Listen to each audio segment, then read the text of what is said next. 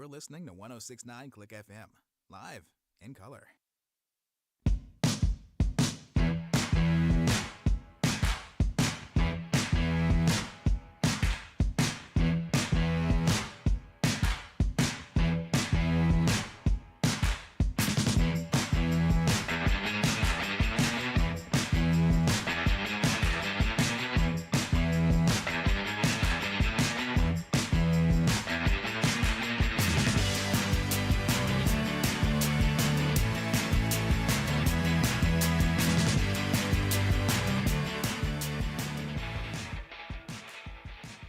MKI, you shock me.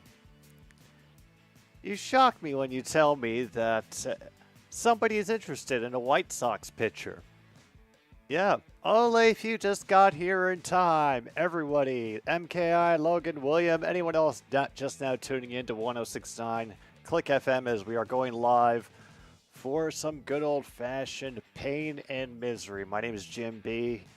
I'm one of the hosts here, and the baseball team that I have thrown my hat into the ring for since I moved to the Midwest has been the Chicago White Sox.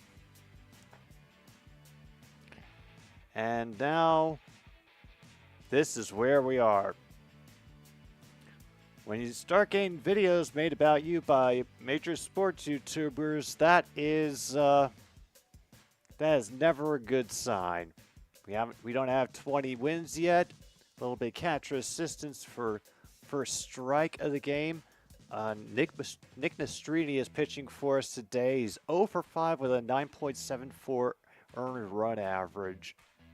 And meanwhile, his changeup misses high and a little to the outside for ball 2. Now, don't worry, I'm not going to put you through the White Sox too often because as entertaining as that could be, as another changeup goes into the dirt for 3-1, we also like to see good things happen. And what's more, as the old saying goes, tragedy is when I cut my finger. Comedy is when you fall into an open manhole and die. So, no bingo today. I figured I want to split my focus. I want to be just full-on fan, sinking into misery as I watch my team get beaten into the dirt by the third-place club from the AL East. And Duran earns a walk. So already we have got somebody on first. Yep. Sox versus Sox. If you want to play along at home, I suggest if you are at home right now, try to get at least a load of laundry done. If you have access to a washing machine, if you don't, either, pick the little coin box because those things are incredibly easy to break into if you know how. And then, click forward the little wheel that turns on the machine. Do what you got to do, but try to get at least one load of laundry done during today's game. Goal for yourself.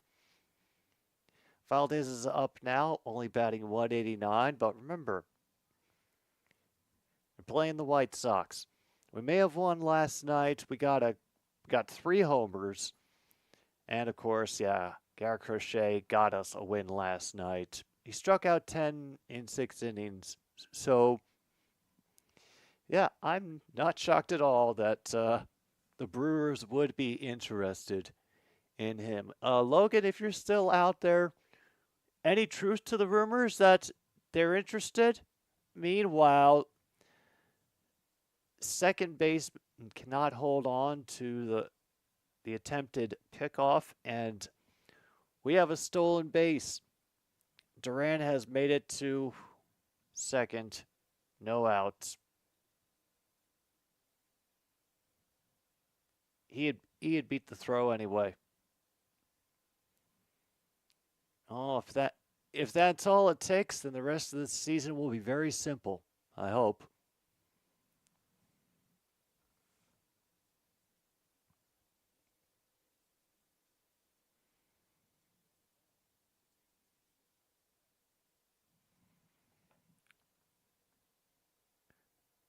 All right, looking back from the 2-1. It's a little high with that fastball. Now we're at 3-1.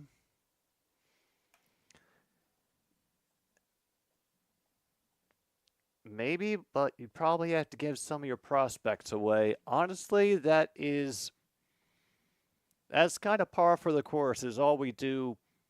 All we do, trade away players that we know can actually do stuff for prospects. We also have a depleted farm system right now, so I think we're just trying to, grab as many magic beans as we can.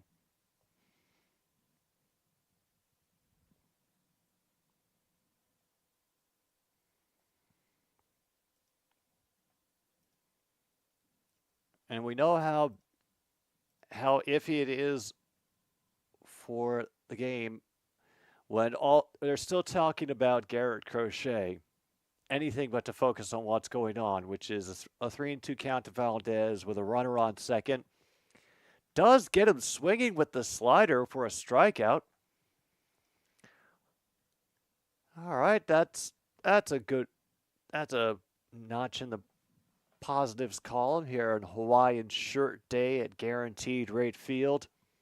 Yeah, I know I'm not wearing a Hawaiian shirt, but I didn't feel I could support the team that much. Besides, I only have one beer to get me through this entire game.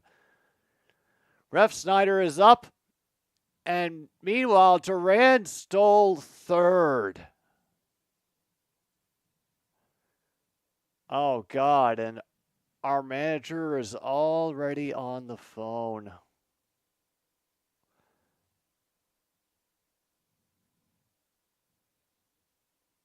Yeah. Duran beat the tag. It was close, but he beat it. Ref Snyder fouls it back. He's up to 0-2.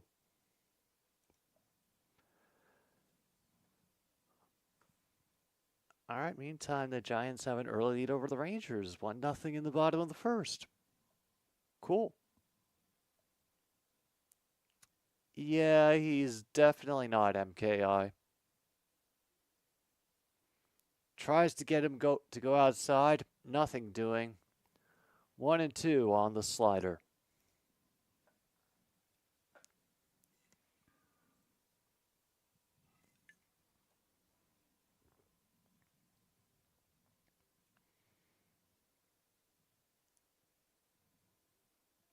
Snyder waits for the 1-2.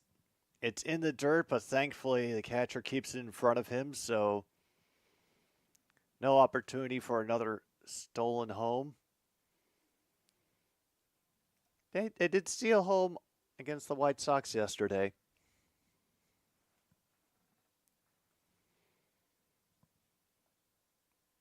Duran is ready to go.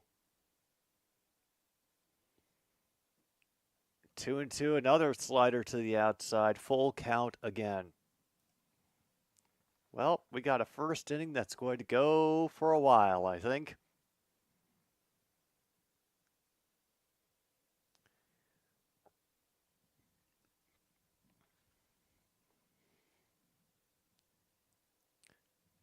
And he gets him chasing that slider again. That one stayed right in the middle that time. Well,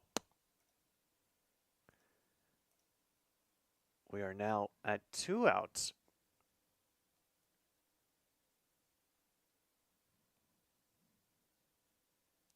And yeah, Ref Snyder looked frustrated at himself for missing that one. Devers, the lefty batting .286, throws him some low heat to start with.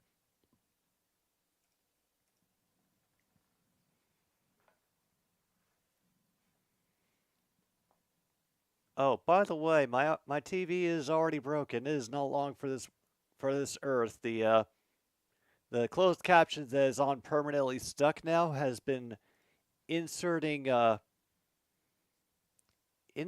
random symbols and pound signs as well as the word test into the captions every once in a while. So, yeah. Huzzah. Things fall apart. 1-1 to Devers. They try to get him inside with the four seam. A lot of heat there, but nowhere near the plate.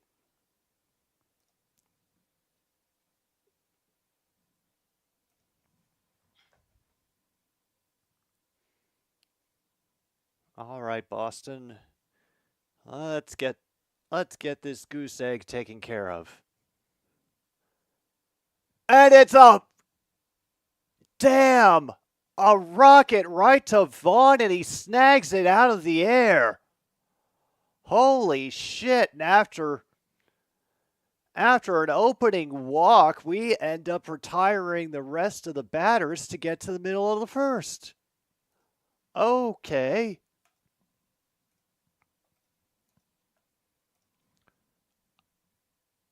I did not see that coming. As soon as I saw him swing and heard the crack, I was like, okay, there's the RBI, and then whew, Vaughn. Like a magic trick.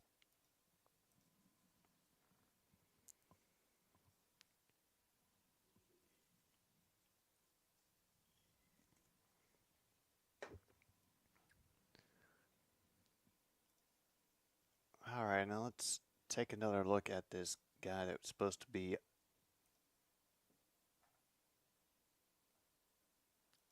our starter.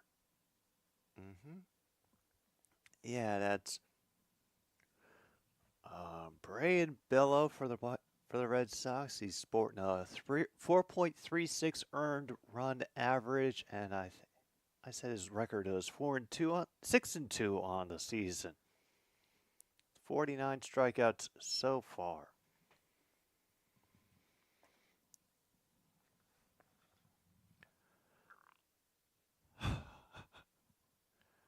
All right. Boston, if you want to get back into the serious conversation about whether you're a playoff team, you're going to have to do better against teams like the White Sox. All right, so this will be Julks DeLoach and Andrew Vaughn coming up. Oh, it's not Brian. It is Brian, except they have an extra A in there. Okay.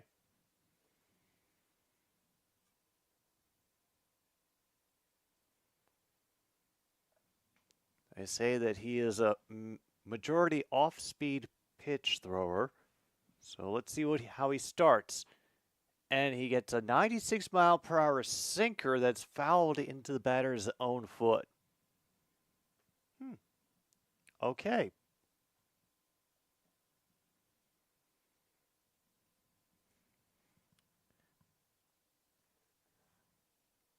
Apparently we had missed another strike somewhere in there, and we are up to 1-2 after that pitch misses in the dirt. This will be a chopper. It is grabbed by the second baseman. Enough time to throw it over to Smith for out number 1.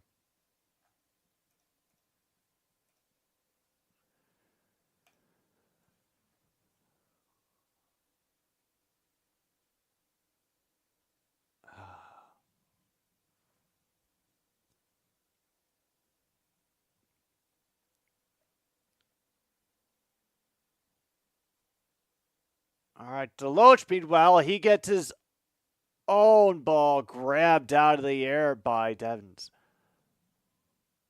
Oh. Yeah. Devers gets his own drive.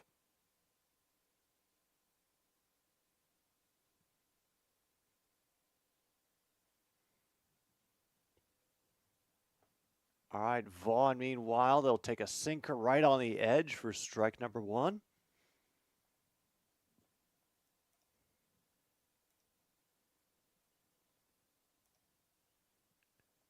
That slider will miss outside. Count is now even.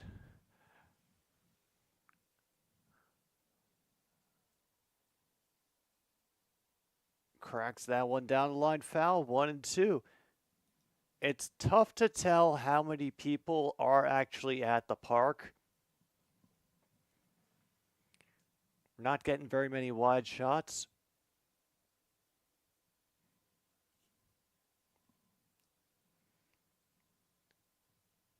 that one gets jammed like right up near his hands. It'll go foul.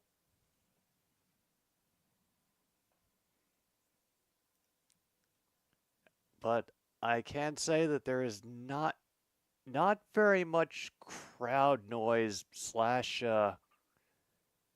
enthusiasm going on right now. Ooh, it broke the bat too.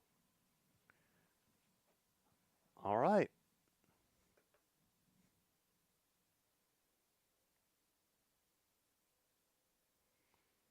Oh, but already we have got more than a few bored spectators on their phones. They're out of focus, but you can see them behind the batter's head. Bello has another slider go outside, up to 2-2.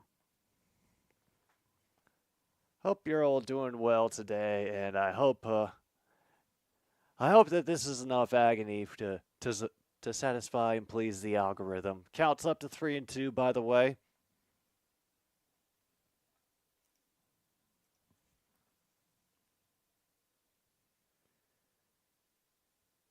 Bello shakes it off. And it's almost anticlimactic. Slider drops in high. Strike 3 called. Inning is over.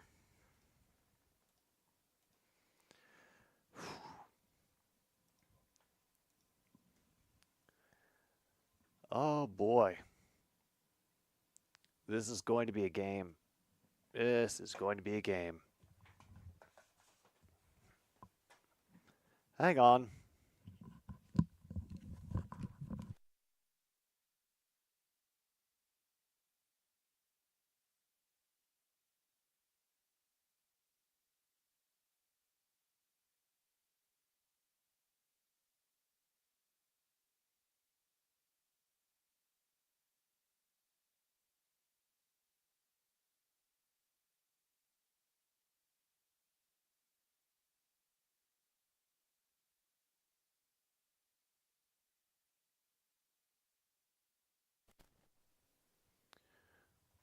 All right, Monty. Let's understand each other. Now, I made today's schedule so we could just chillax and watch the Stanley Cup on our own tonight. And no extra pressure. So, I don't need extra innings, okay? I don't. Yeah, I know. Go Panthers. Go Panthers indeed. Yeah, I'm wondering if that is the unofficial clubhouse motto for the White Sox these days, MKI. Baseball will continue until morale improves.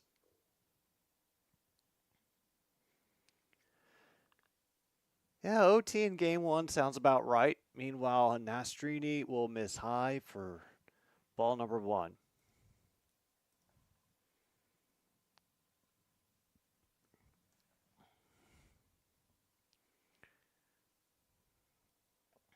Wong takes a big hack at a slider.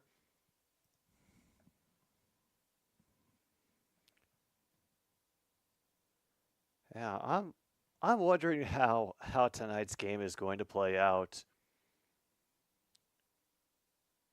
Like, if Edmonton is going to try to match, or if they can match, Florida's just playing aggressiveness.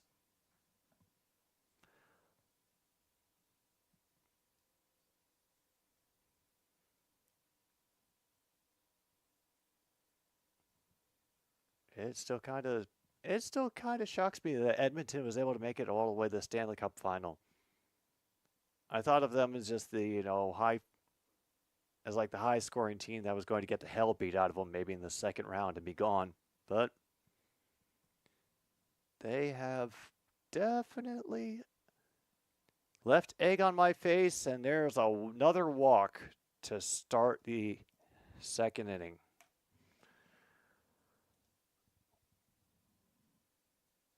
Ooh.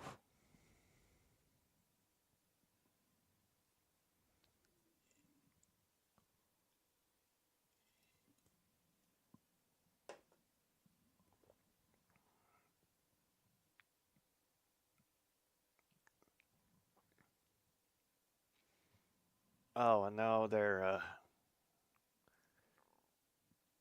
as we've got an 0-1 count to Smith as they go on about this inspiring veteran with no legs who we ended up sending to Afghanistan 3 times because we couldn't convince anybody to go stay there forever in 2012. And Badu is playing for the Tigers today. Well, at least he's playing somewhere. We just want him to be happy. Honestly, MKI, all of Canada is going to be having fun at the expense of LA Kings fans. You know, I'm pretty sure the whole Gretzky thing is still a point of national pride.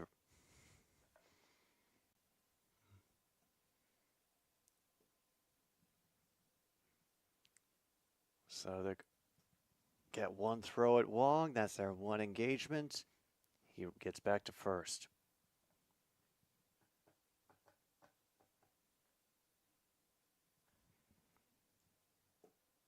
All right, we're up to 2-1.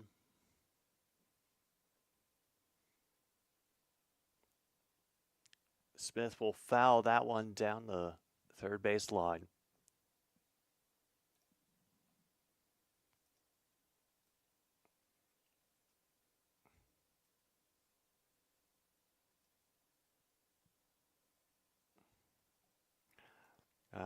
I like to frame it as when you face adversity, how do you respond to it?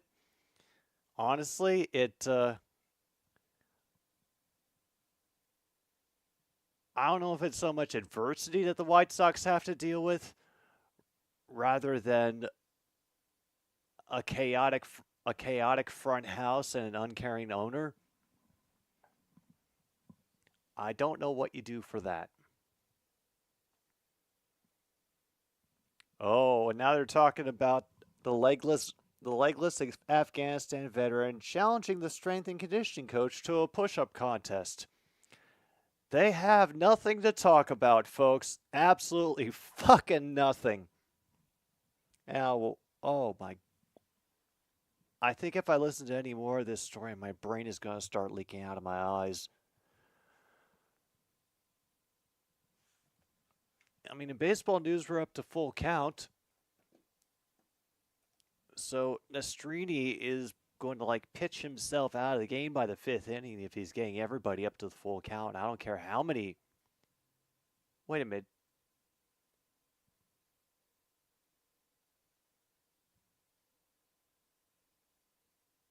I thought we already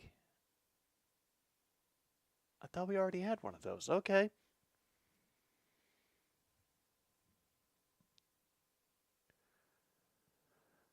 And they don't have any time to get the runner on that low slider. 2 straight walks.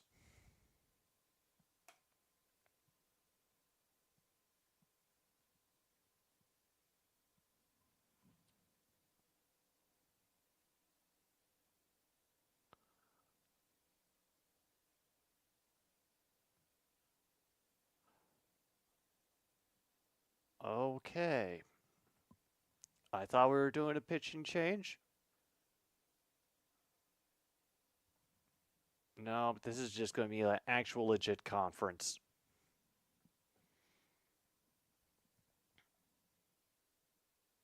All right, here comes the umpire to write them both, I'm assuming, a parking ticket, some sort of moving violation. Tried to drop off a passenger in the wrong lot. And somewhere, Jerry Reinsdorf is having his cigar session with Tony La Russa.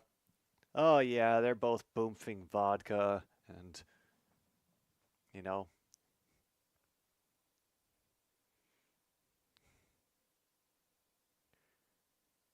All right, 2 on, no one out. The Red Sox now have Dahlbeck up at 7th in the lineup. Get him missing with a slider low.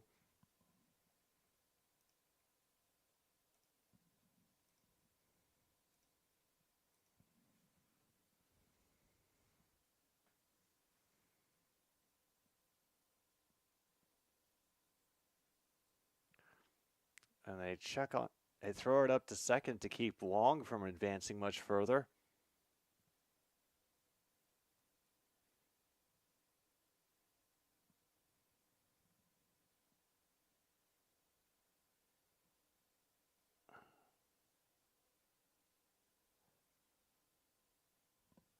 Damn.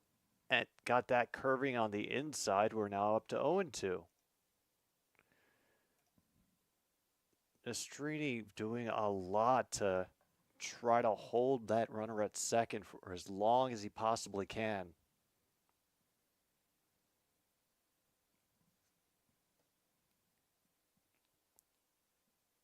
Wong trying to stretch his lead. Catcher assistance doesn't work on that slider. We're still going. 1 ball, 2 strikes. Nastrini is up to 37 pitches now here in the second inning. Still doesn't have an out. Another one, a four seam in the dirt. Count is even at 2-2.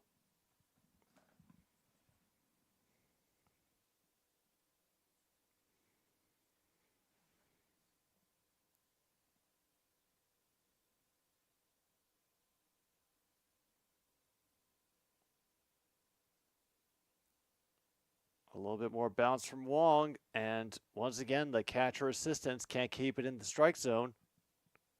Oh, damn, that's an actual strikeout. I thought it was low. Oh, okay. Essentially, folks, the cameras can't get here soon enough. That's all.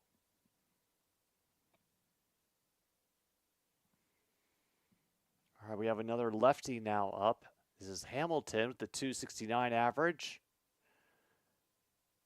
And Nastrini will fully leave the bag, eliminate the balk, but he will drive Wong back to second.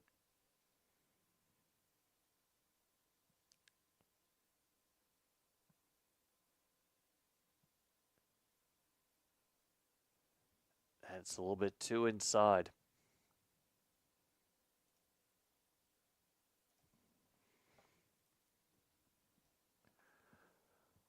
All right, let's go back to the actual baseball games. Oh my goodness, the Nationals lead the Braves 2-0. That does not sound right. Very slow call, but apparently he caught the low edge of the strike zone. Giants and the Rangers tied at 1. Blue Jays beating the Athletics 1-0, so yay, everything's looking up for Canada right now.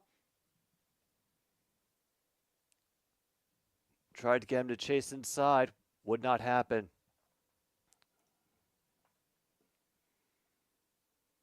All right, meanwhile, Cubs and the Reds are also tied at 1, top of the second. So are the Brewers and the Tigers, and the Mariners and the Royals. Rockies lead the Cardinals 1-0. Meanwhile, Nastrini, oh, hell, that. Yep, this guy is really calling them all on the edge. It's apparently a strike, 2-2. Mr. Greeny, hello. It's all about the pain here on Laundry Day. Red Sox and White Sox.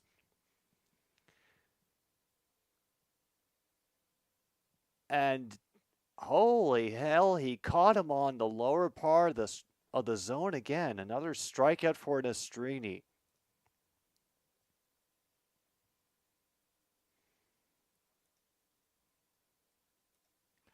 Yeah, so here we are, finally. 2 outs at the top of the second. I've just been sort of leaving it here optimistically because I didn't think we'd get back here again. But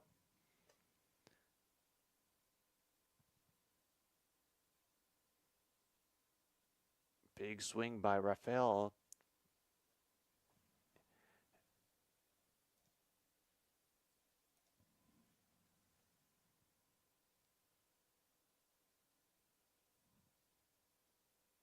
Slider misses outside, however, it's now even at 1-1. Ooh, Rocky Mountain Park. And have fun, drink water, and don't overdo it.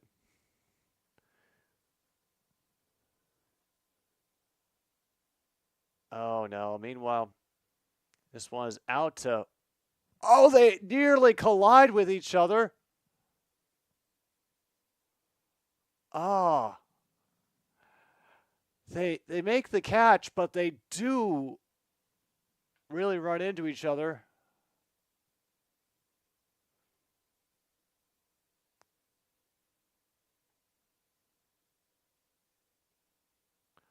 Oh boy. That can only be good things later. People still bickering with each other over who's supposed to give way after the ball's caught. Well, once again, Streety's pitchy brings on some runners, but they end up getting stranded, and White Sox cannot connect. So here we go, down to the bottom of the second. I don't even know how far we got. Who's going to be up? All right, we're going to have Sheets, DeJong, and Colas, who was the center fielder who just made that catch to end the top of the second inning.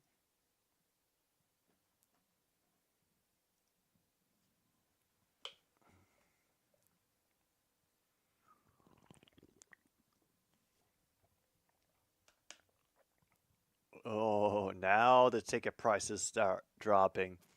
Family Days, $10. Please come to our games.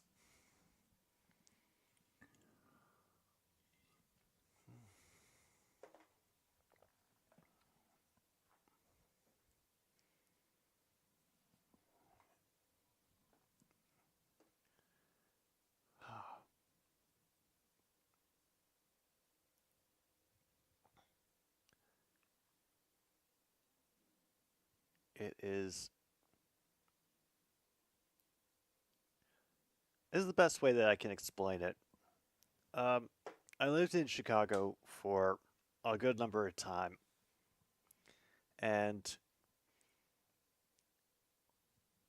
most of the time I was there, I spent it using the CTA and the public transit. Now, if you do decide to visit Chicago and use the CTA, you can use it very easily to get to the Cubs games. The red line takes you right there to the Addison stop, lets you off essentially right at the stadium. You can see it as you pull up. And just to drill a point home about where it is, on the little stadium list that they have inside the tunnels, for the Addison station, they will put a little C for the Cubs with its colors and everything right in the circle where the Addison station is on the map and on the station list. Meanwhile, Big Cut Inside puts it up at his batter up at 2-2. They do the same thing with the Sox at the 35th Street station where they are. So that's not the problem. The thing is, everybody who goes to a Sox game, they know where the Sox stadium is. They know how to get there.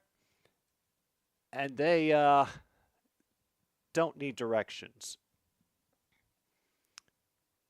Every time somebody from out of town is riding the train to go to the Cubs station, I could not count the number of times that I would see a family standing in a train station, staring right at the map, list of stations, Addison with the big C on it, and still not know where they were going. Meanwhile, they follow up that infield single with a soft looper to the center fielder for out number 1.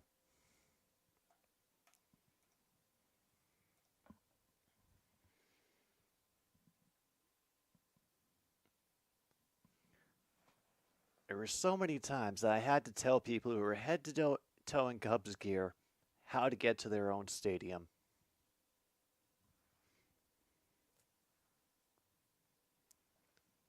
Colas hits that one straight into the backstop, and Roland Acuna Jr. out for the season.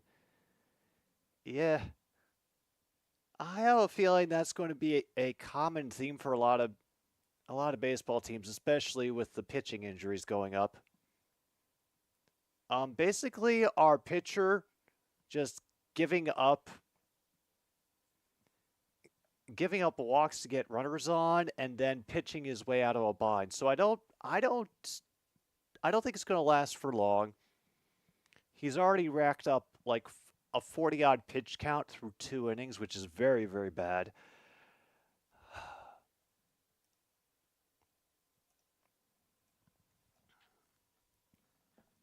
And the Red Sox, meantime, yeah,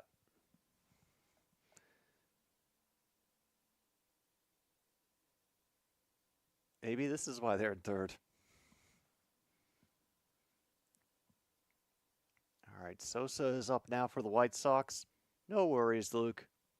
Casual stream today. All sorts of people probably in and out and gone. Got a change up. Count is now 2 balls, no strikes.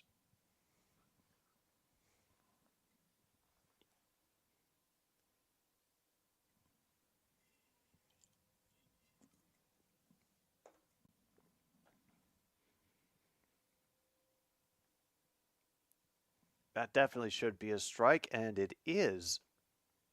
Thank goodness my eyes aren't deceiving me. 2-1. And yes, we did beat the Red Sox 7-2 last night, but they absolutely swamped us in the game before. So, meanwhile, that is a rocket past the shortstop this time. We now have, 2 on, but unfortunately, we have 2 outs. This is going to require an actual hit if we want to break the tie. I don't think that we can do this with another infield single.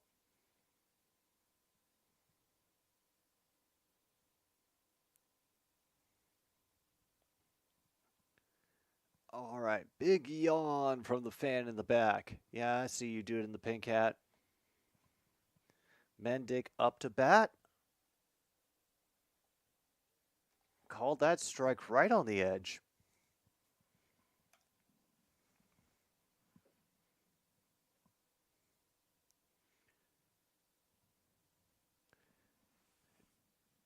Sheets is ready. Bouncing forward a little bit more. This one gets jammed up in the infield. Nearly had another collision between players, and a quick bloop off the end of the bat. And we are done with the second inning, and the White Sox strand 2.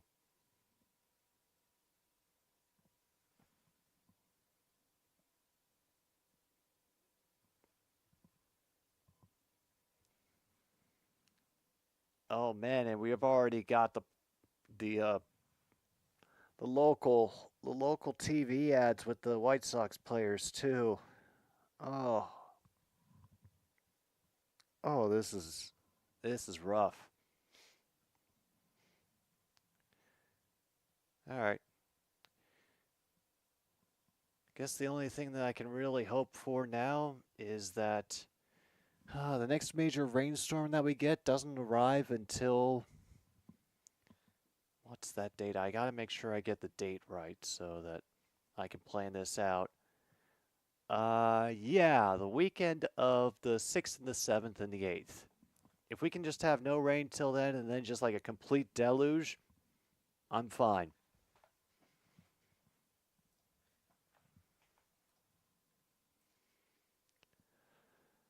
All right, what's happening with real teams in Major League Baseball? Oh, Nationals now up 3-0 on the Braves to end the second. Pirates and Twins still scoreless, even though the Pirates have 5 hits so far. Giants leading the Rangers 3-1. Blue Jays still 1-0 over the A's. Orioles and Red Sox still scoreless, as are Red Sox and White Sox. Cubs and Reds tied at 1 now. Tigers ahead of the Brewers 2-1, as it is with Royals over Mariners. And the Colorado Rockies still hold a 1-0 lead over the Cardinals, top of the third in that game.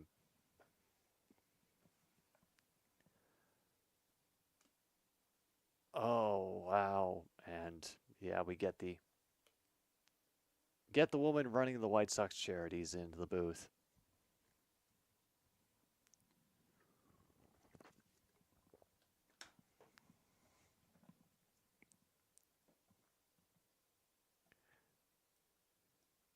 All right, let's see which F1 session we are at now. Oh, Canada. So where will they be racing around to Canada? Yes, yes.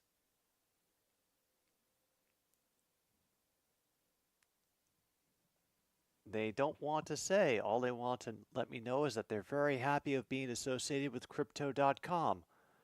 Oh, in Montreal. All right.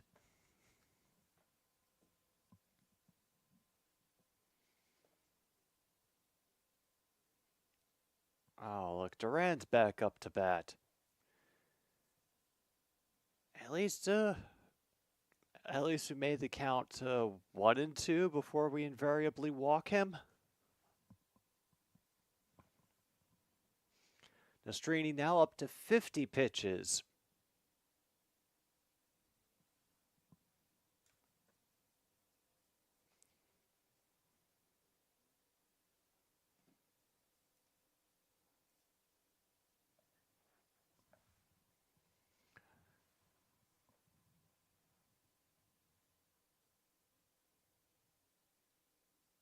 Meanwhile, changeup is up in the dirt. The White Sox image rehabilitation tour continues, meanwhile, as the people in the booth are talking. Nastrini's up to 2 and 2 against Duran. That one gets skied. Can they get it in shallow left? Shortstop ends up coming back to grab it 1 away.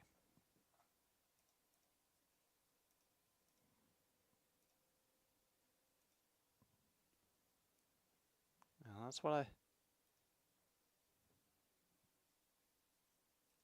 I'd thought qualifying. Do they have any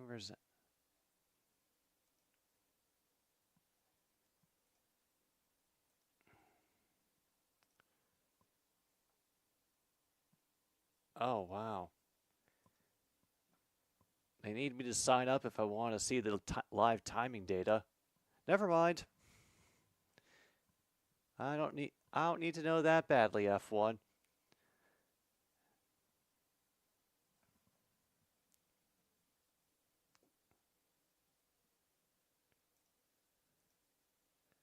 Meanwhile, Valdez is back up. He has the count up to 1 and 1. That trickles right to the shortstop. Plenty of time for the 6-3 out number 2. Hooray. All right, have any of the drivers been chased out of their cars by angry geese? That is all I want to know.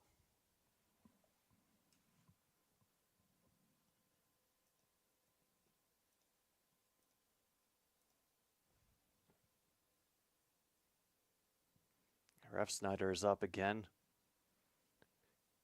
Yeah, I think he struck out in the first inning. Yep. Not that you've seen. Oh.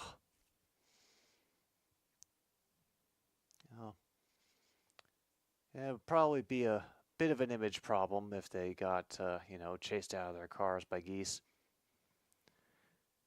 And another chopper to the shortstop. We are done with this inning. Folks,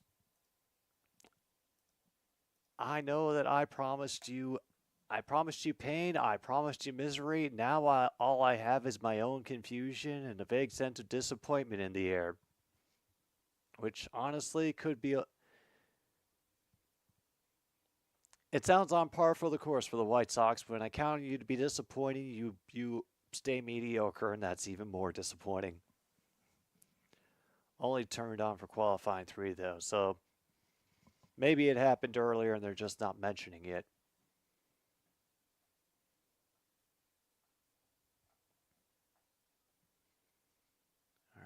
other games break the tie yet? Nope, not yet.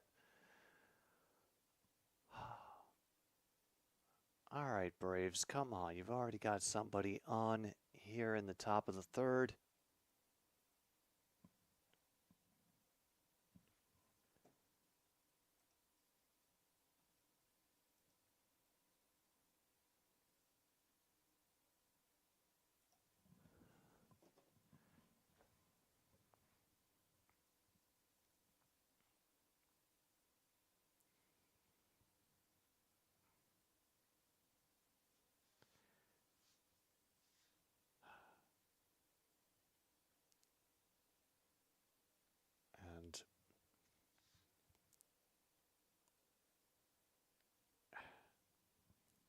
And it sucks, even as I'm sitting here, I'm trying to think, well, we probably can't get too much for Nastrini when we get rid of him, because we've already got to start making those prospects for Crochet, who's one of our few standout pitchers. And oh my god, it's not just Hawaiian shirt day, it's we gave everybody the same Hawaiian shirt day. Ugh.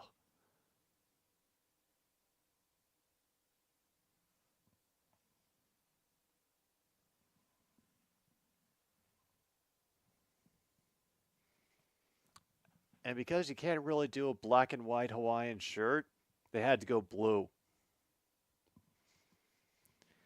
Meanwhile, Bellows got the count up to 1-1 as he misses with a sinker on the outside.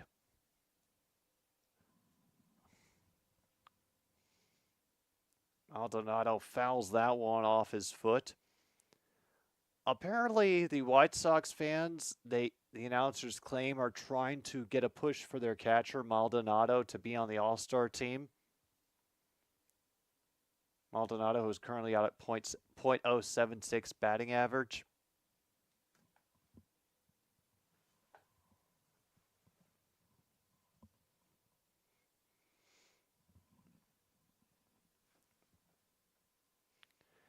Doesn't chase that slider as it curves way outside, thankfully. 2-1.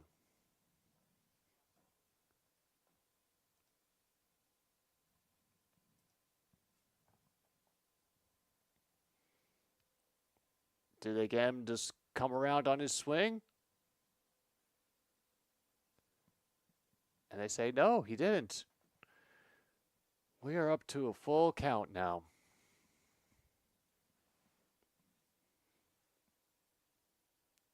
2 minutes to go. Come on. Come on, Geese. I know you can do it. At least get Max Verstappen. That's all I ask. Like, don't do it during the race then. Just be awkward and terrible. All right, we've got another foul ball.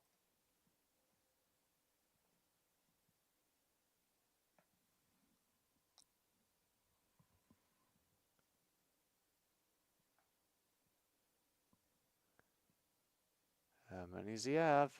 Oh, and they missed with the sinker. Went to. It kept drifting across, and Maldonado draws the walk.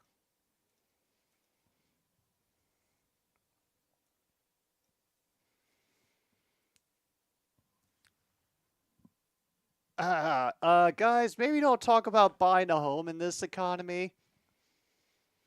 I know the White Sox are sponsored by Guaranteed Rate, which is a mortgage company in Chicago, but wow. All right. Julk's up to bat again. He's got a called strike on him for this at-bat. Goes inside again. Could not whip that bat around in time to match. 1 ball, 1 strike.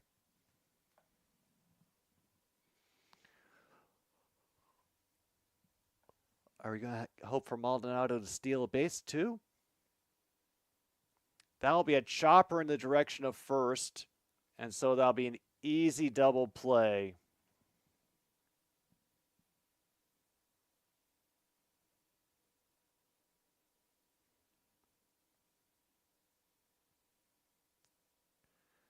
Had to do from the first baseman to the shortstop to the pitcher.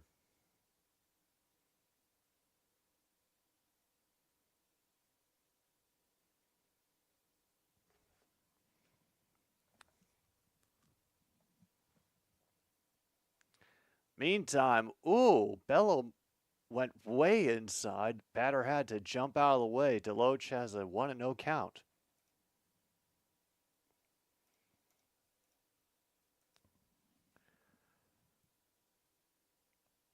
And another in the dirt.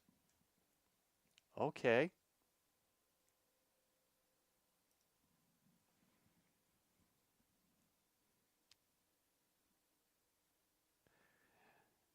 That is the best way to diplomatically say, I'm trying to enjoy the moment.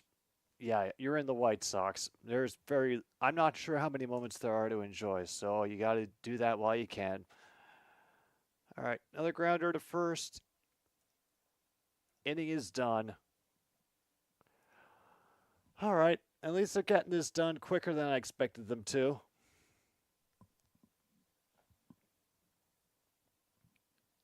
Damn, we're already at the top of the fourth. We could go home early. Red Sox still have a 63.9% win probability according to the ESPN model and the ESPN analytics.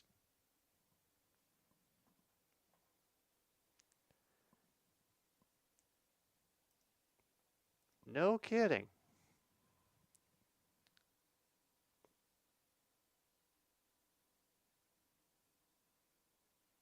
So, do they do another lap? Do they flip a coin? Do they bring out the pugil sticks and, whoever gets knocked into pit row first, they have to go second?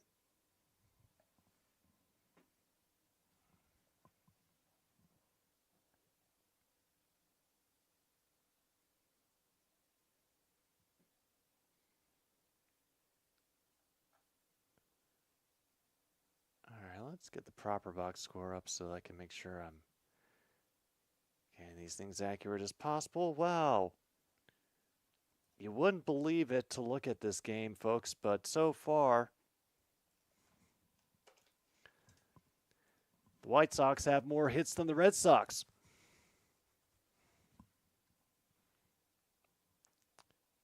Oh, he starts on pole because he's at the lap first. Ah, all right.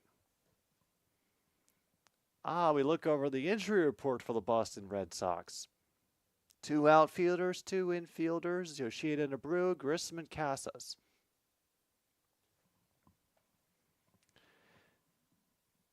Meanwhile, Nastrini continues his early in the inning control problems with a ball to Devers.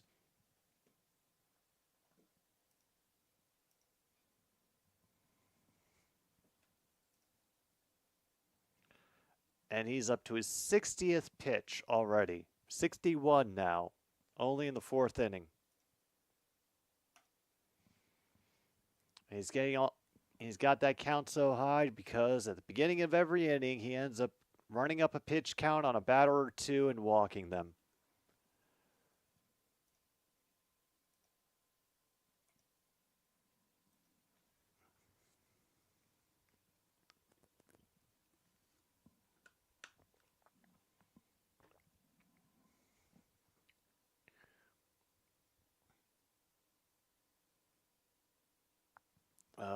Meanwhile, Nastrini has let that one go outside and high.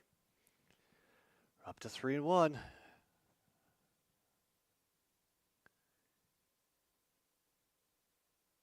I'm not sure. Oh, apparently the rain is on its way. Oh no, this stream's never going to end, is it? Oh boy, doesn't help with a walk. Announcers didn't even want to mention that the walk happened. They just went into the ad read.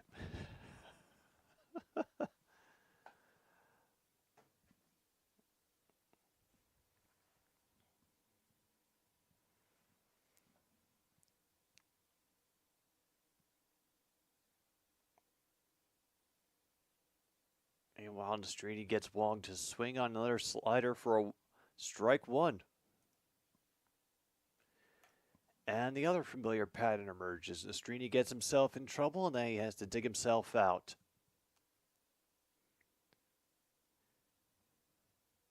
Five different teams in the top six. Man, undercuts a fastball on that one. 0-2 for Wong.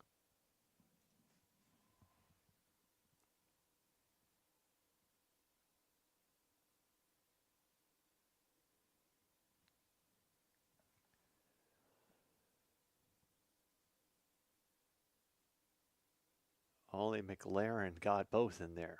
Dang. Umps are our neighbors. No, the umps are like the cops. They don't live in the neighborhood where they're working.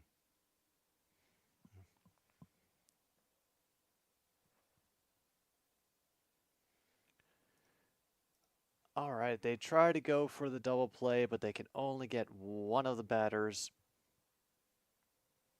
So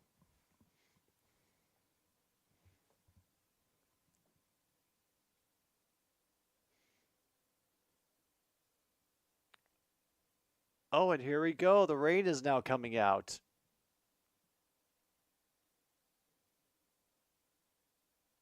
Yeah.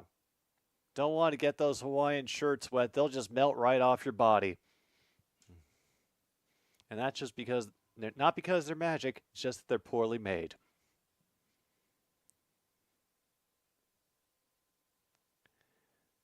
Meanwhile, Nastrini has got another pitch in the dirt, 1-1. And oh dear, the beer is gone. Now we're really in trouble, folks.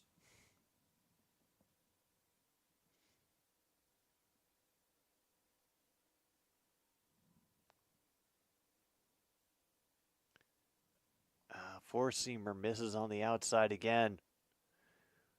2-1. If it's the same rain that was out here, MKI, it's not bad. It's not going to last very long. It'll, if anything, it'll may make things a little bit slick.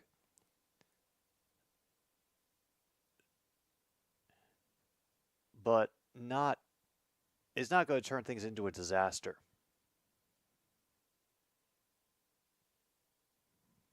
No, Luke. Sox fans do not need second innings. We already have enough pain. We don't need more.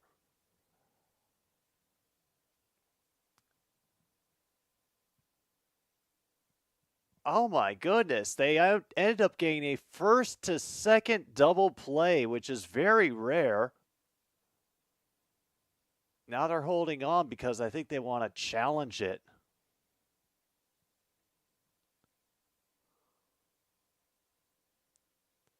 And I'm not sure that he did.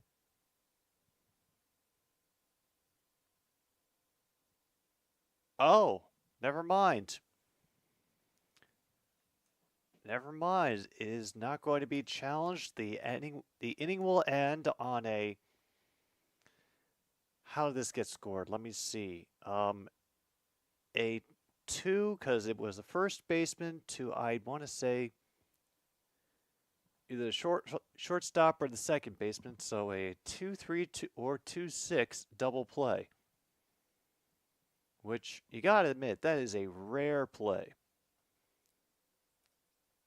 How do they call it on ESPN?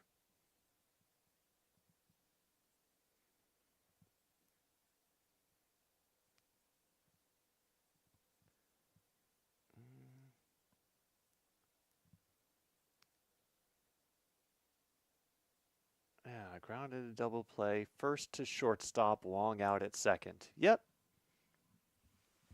2-6. All right, at very least, we're getting some interesting things happening in the game.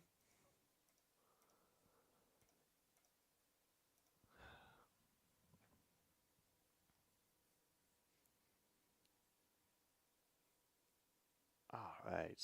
Well, we've made it to the bottom of the fourth. They had the gall to mention the fact that we're currently in a no-hitter for the White Sox pitcher Nastrini. So, yeah. I wouldn't expect that to last much longer.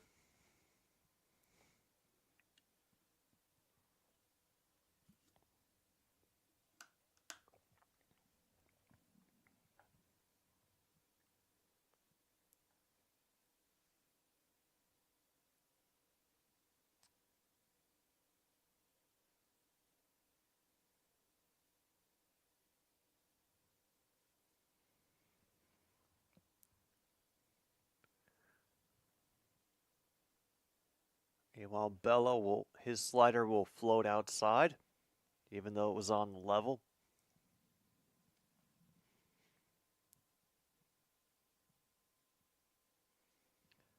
His sinker finds the middle of the zone that time.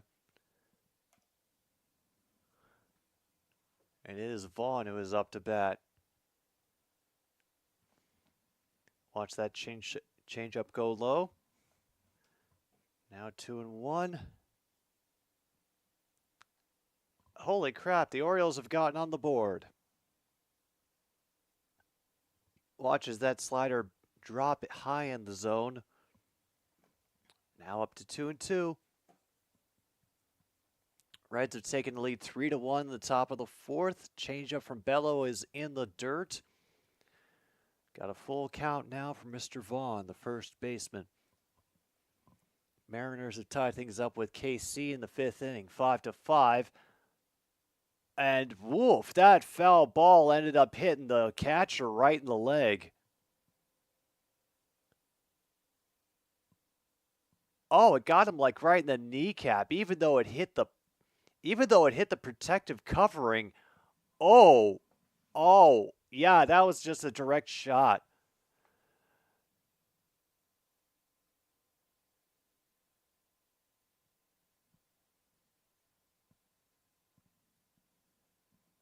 All right, still full count. Payoff pitch will be fouled down the first base line.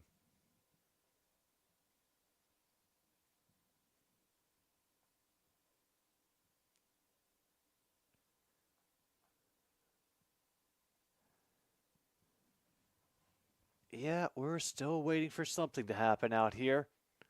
Meanwhile, Vaughn will foul it down the first base line again, right into the netting.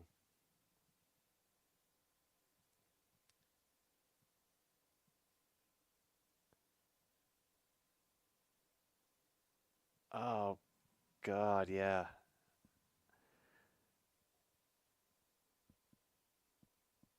Meanwhile, Vaughn fouls it off again, this time into his heel. I think that's at least three or four fouls.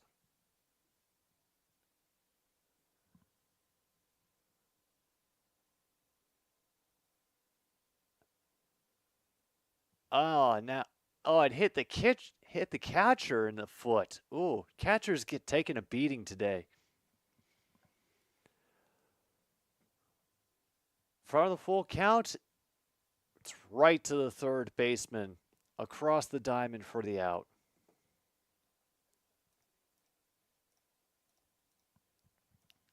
Dang.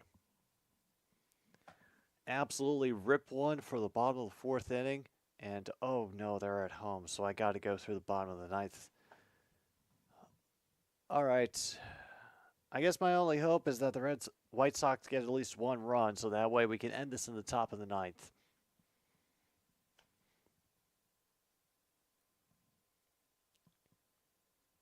Not enough on that corner pitch. 1-0 to Sheets.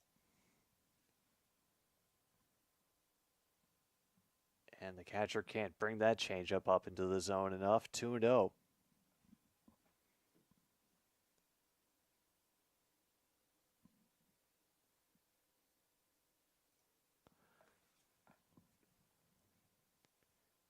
That one's another down on the zone pitch, up to 2-1 now.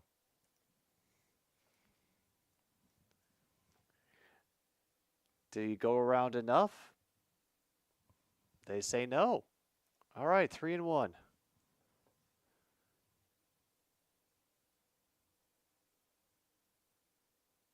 More rain. Once again, fewer people. And he came around all the way on that slider, which was whizzing by his knees practically. Bad decision. 3-2. Ugh.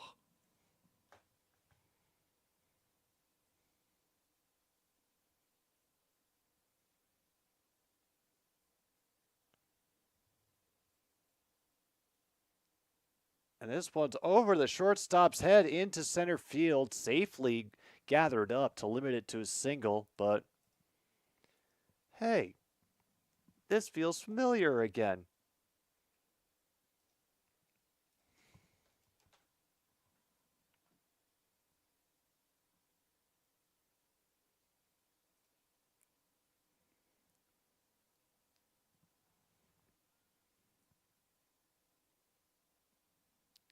And then meanwhile, wild pitch gets away. It's going to be just an easy jog to second for Sheets. Whoa. DeJong had to move his elbow back to keep it out of the way.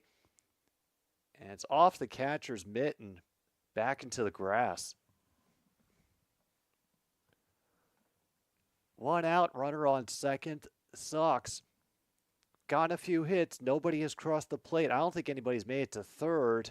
This one being skied into left field. Runner, all of them have running. Center fielder makes them clear away just to make the play. 4 Sheets back to second. 2 outs now.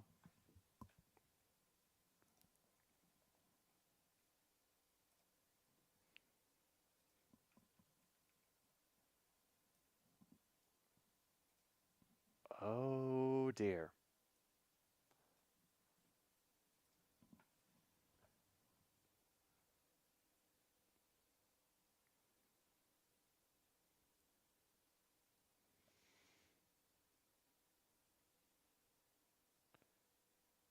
Oh, 2 out now. Colas is back up to the plate. The announcers are talking about how they can't wait for Chicago's summer to start. Neither can anybody else.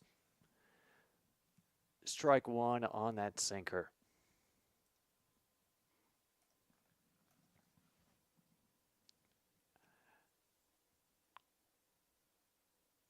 All right. Do we get anything here in the 4th inning? Big swing from Colas makes it 0-2, but that's not going to help.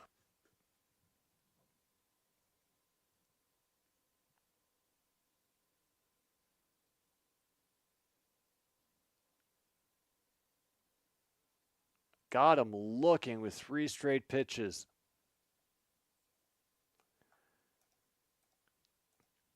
We strand a runner at second. Go into the 5th inning. All right. Yep, I think we have sat through 5 innings of this. It is definitely time for us. We have earned a pause for the cause. We don't need any of the American style fun at home camera. We need to get a drink, get a smoke, get it, whatever we got to do so we can power through the rest of laundry day here on another stupid sports show. Red Sox, White Sox tied at 0-0. I'd like to be more than 0-0. Maybe we'll get that when we return here on another stupid sports show.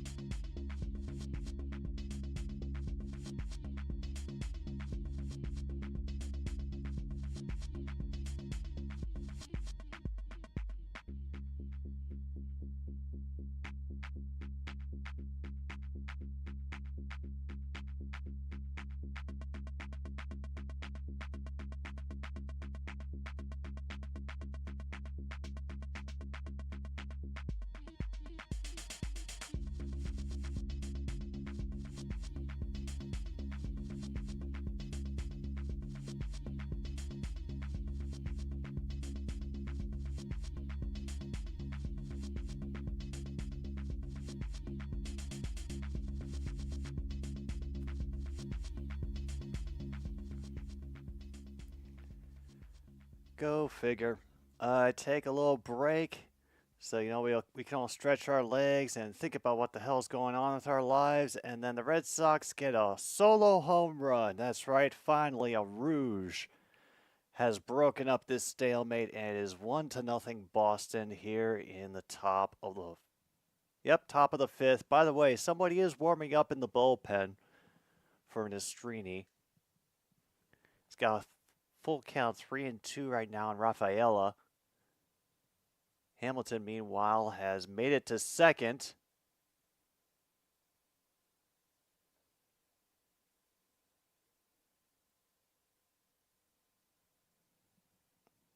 They do manage to get the out. Hamilton advances to third because of the dropped third strike, and now it's 1 out and a runner at third.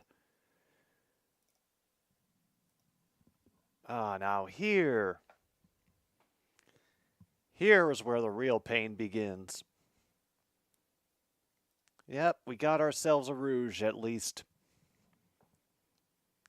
A little bit more noise in the stands as Nastrini right into the dirt. Thank goodness the catcher kept it in front of him.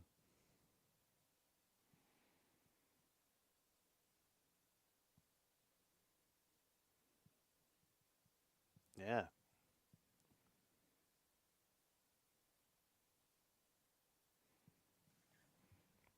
I mean, he ended up blocking that pitch like a champ. Shrugged it off and back to work.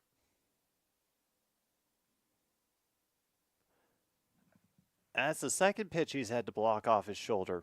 Rushes out and gets it, and I'm getting flashbacks to every time that I had to play catcher.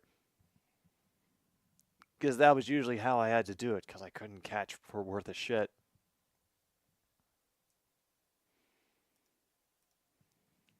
Currently at 2-2. Insurance run 90 feet away.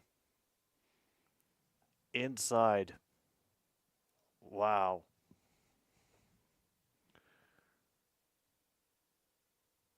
Well, how long is this inning going to last?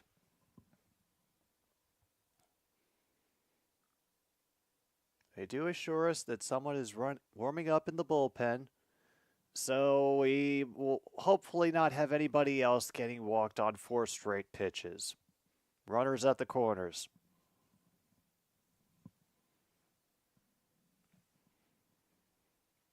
Unless they're going for the strategy if we want them to ground into another double play, which, yeah, I guess that's a strategy. Let me see. I think the Red Sox are up to at least 2 hits by now, right? Yeah, because the others were walks. All right, there we go. Pitching change is happening.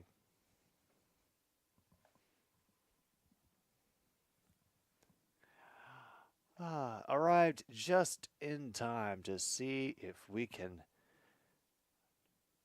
hopefully avoid double-digit innings.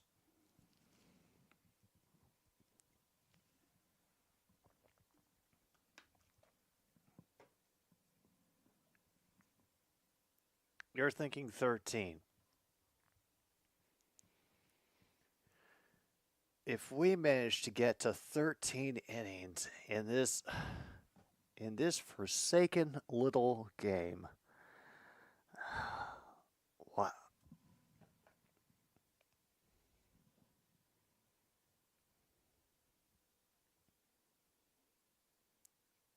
Meanwhile, Monty is just rolling around on the table by the window, having a grand old time. This is the greatest day.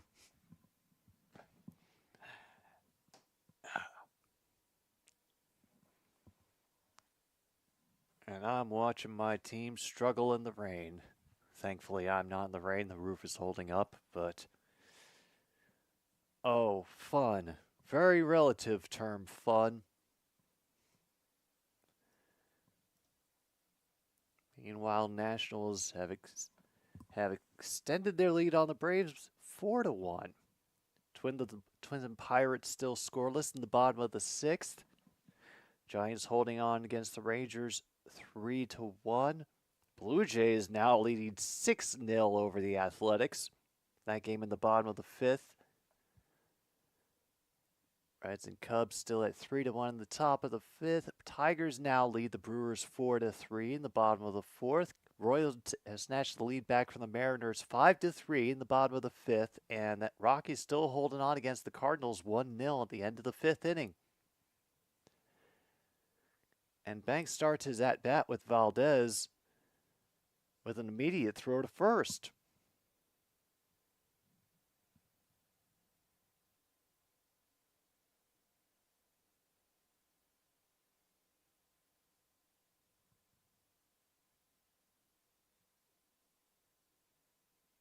Oh my goodness.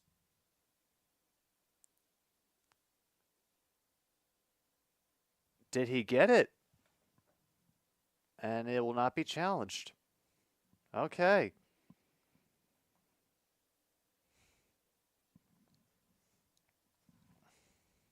Mm-hmm.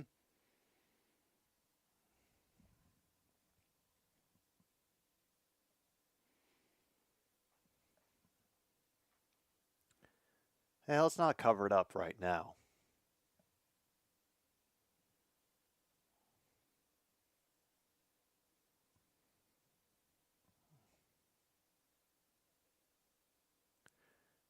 Where are we at? 2-0. Still got that bad runner on third. That was a little bit high now.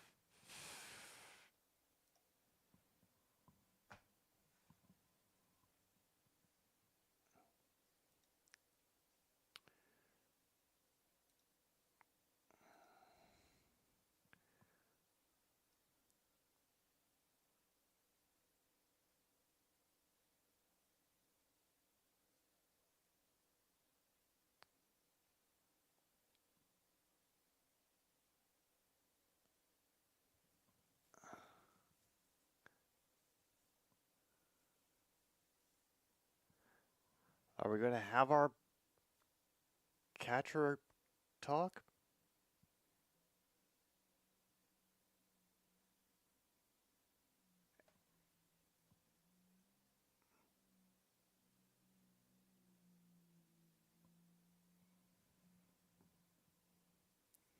All right. Honestly, neither did I. Meanwhile, they get him with a low slider, 3-1. Okay.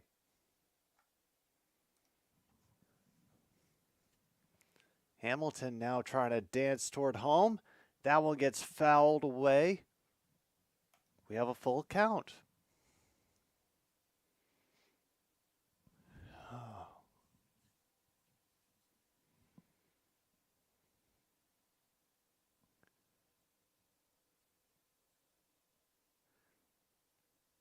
Rain still keeping people under the bleachers. And they get him with a delayed call on strike 3. The batter is frozen and probably running through a list of swear words in his mind. Holy hell.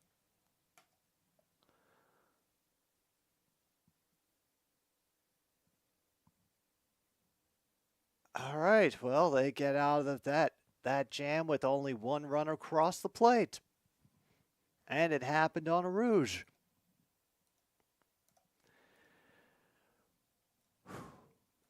On we go to the bottom of the 5th. The White Sox somehow still within reach in this game.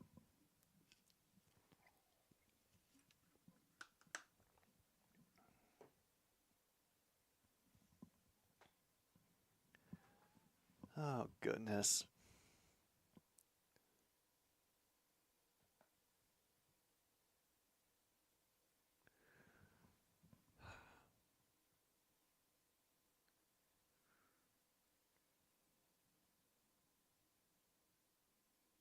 Well, I'm not sure what to say, MKI. It is just I'm just realizing this is an experience to be a fan of a team that is this bad. Like,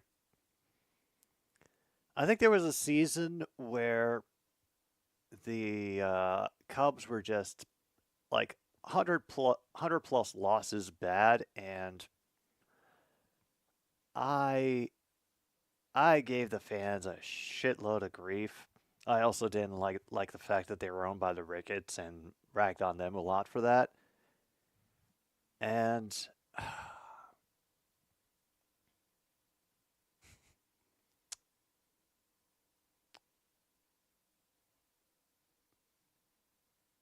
at least it was something we expected from from the Cubs. We didn't think most people didn't think, that that World Series title was ever going to come. Oh my goodness. Meanwhile, the Red Sox manager has talked himself into getting thrown out of the game, arguing balls and strikes with the umpire. Oh my goodness. Oh.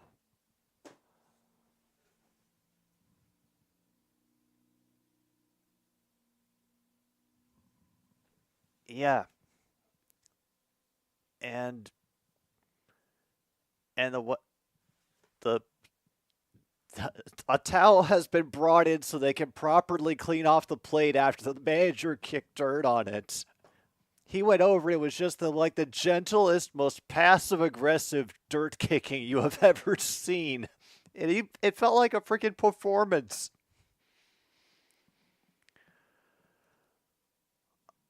Oh, I don't even know, man. That's cracked right to the shortstop. Easy out, number one.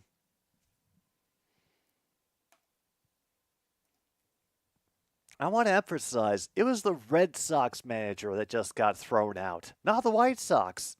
It was the Red Sox manager because he was angry about that strikeout at the end of the top of the fifth. Oh, like you got out of the inning, you have a run in what has been an offensively bereft game.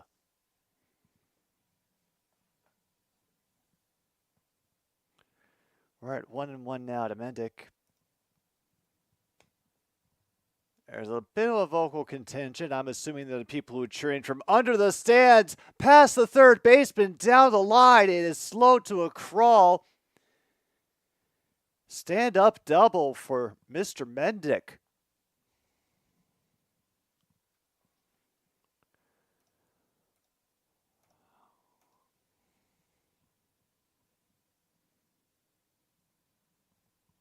Yeah, just out of the reach of a diving third baseman.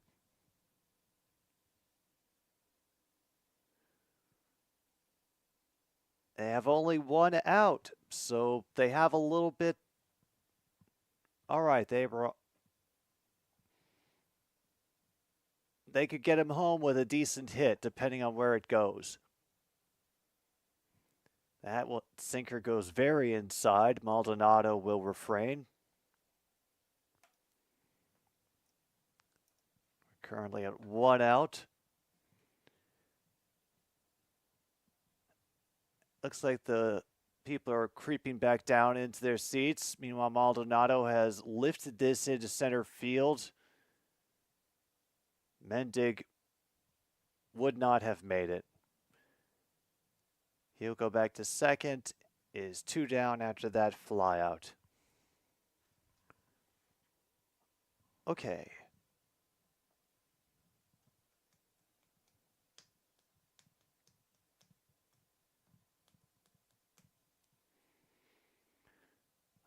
Julks.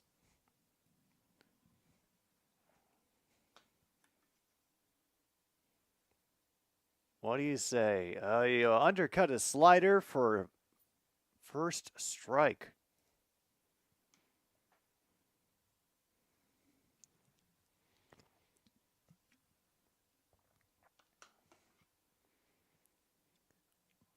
Bello, let's. Oh, that one went way outside. 1-1.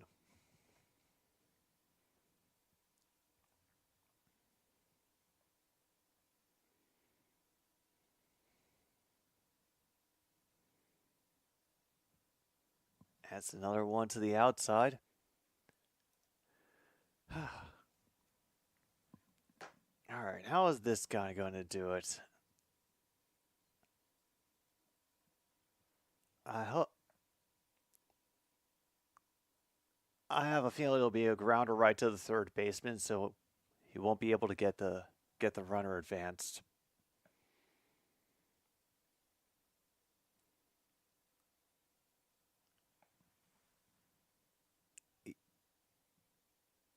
Yeah, it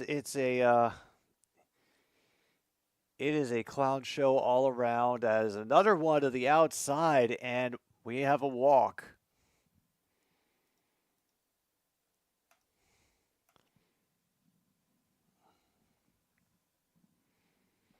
All right. Announcers think it's a calculated risk. They're playing for it, chess and everything. I mean, I wouldn't want to put more people on base, but... Oh, and now the umpire needs to clean his shoes.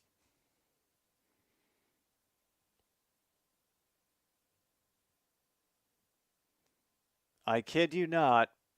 We are having a timeout so the umpire can clean his shoes. Oh, no, they're...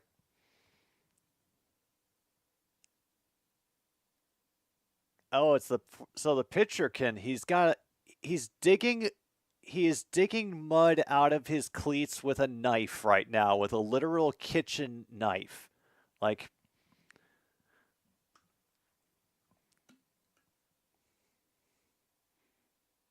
Like, I would cut open an omelet with this knife.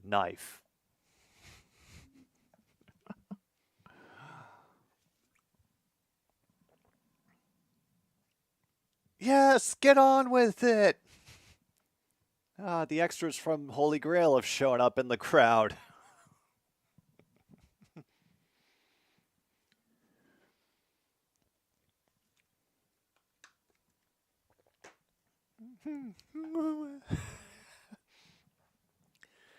Oh God, in 25 years or so, if baseball is still around, some stadium is going to start using that after like opposing teams take a break. They're just going to be playing that clip and the entire going to try to get the whole crowd to just yell, "Get on with it." Oh, and I'm not going to be looking forward to that.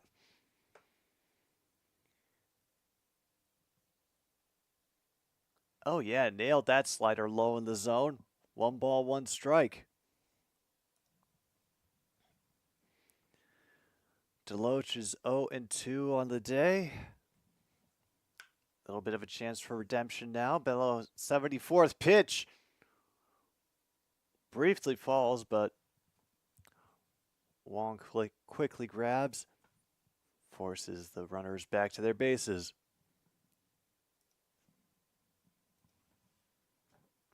And now a chorus of whistling starts up.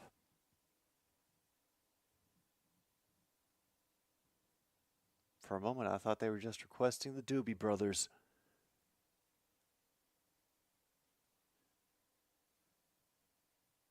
Deloach waiting the 2-2 or 3-1.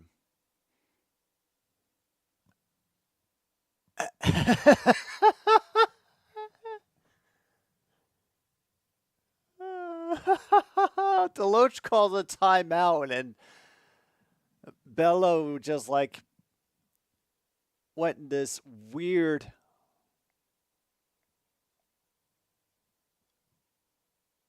and he just had to like throw it underneath his arm and into the mound. Sorry. It's just the goofiest moment that we've had in a while. Very little has happened in this game.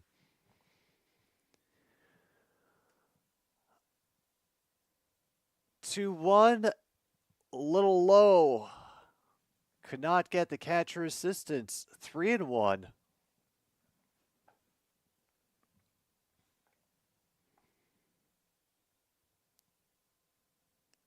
All right, what do we get out of Bello? He's got to deal with first and second to be chopped down the line.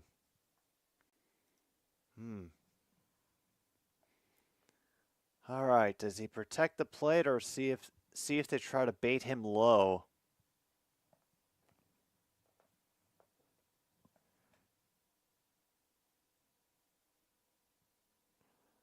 A little bit of noise coming up.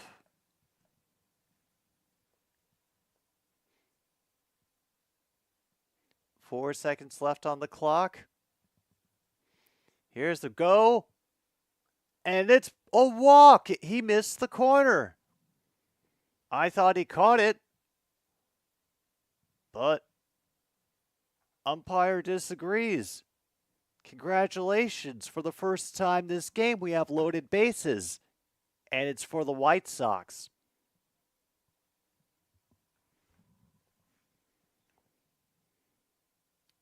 There'll be a conversation between the pitcher and his coach. Doesn't look like this is you're going, just a little bit of strategy.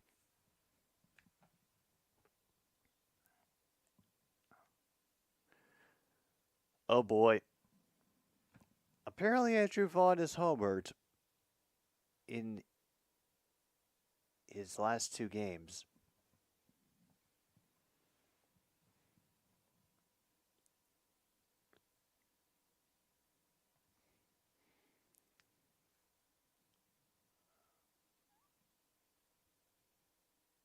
All right, so could this be 3 home runs in 3 games for Mr. Andrew Vaughn? I think that's what the home crowd wants. I mean, they'll gladly take a hit. That would be at least a run. Doesn't chase outside.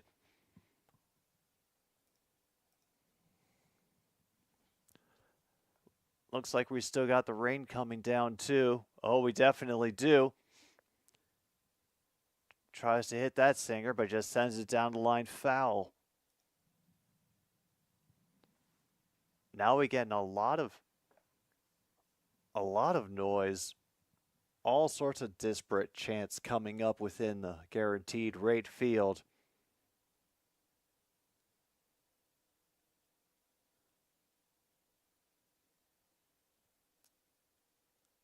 Up. And to take a timeout for pitch comm issues. The crowd boos.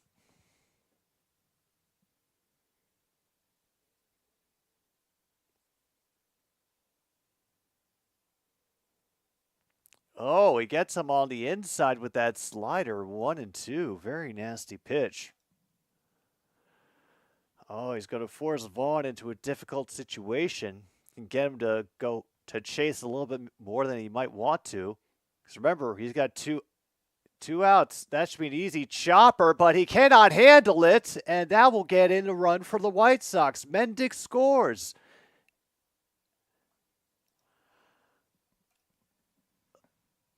And we still have someone at every base. Ugh. Always a pain in the ass, and I don't think they'll call that an infield hit because essentially he stopped the ball. He didn't completely bobble it.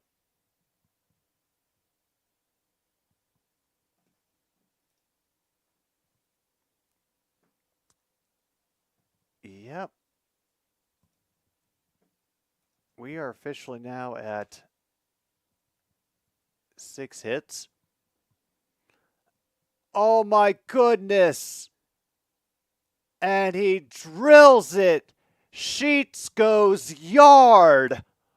Grand slam, and the Sox lead the Sox 5-1. Holy hell!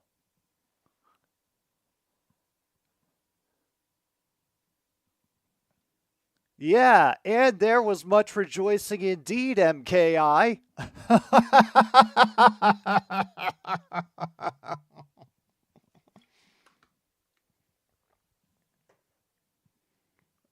Yeah, and remember, folks, it's Hawaiian Shirt Day.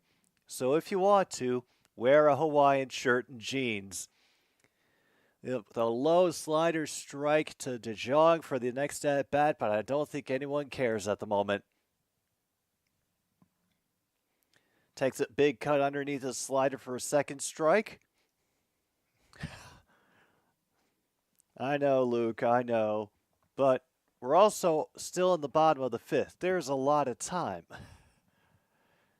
We can still definitely get extra innings. I mean, I still have yet to experience the White Sox bullpen, and I'm sure that can find a way to disappoint me as well.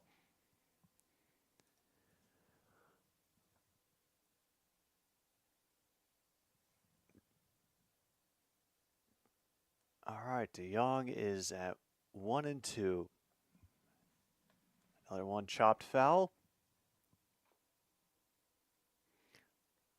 And meanwhile, that one will drop before the left fielder. And DeJong wants to keep this inning going.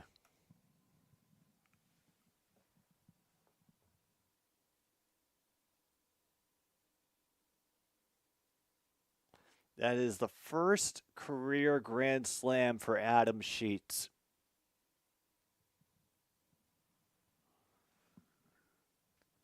Damn, Bello slammed his glove after that. Ooh, I don't blame him. I do not blame him. Yeah. The cleaner Sox are dominating.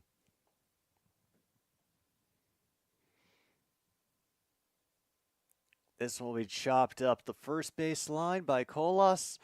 0-2.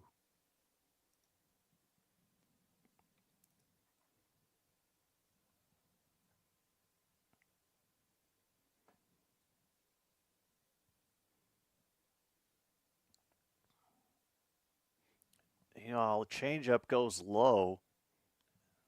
What is his pitch count? Oh, Bello is up to 91 on his pitch count. Okay. I don't imagine Bello will be lasting long past this inning, or if they let him do anything in the sixth, because he just got an opposite field hit once again to left. We're not done. Yeah, Red Sox. Ring a ding ding. Bullpen calling.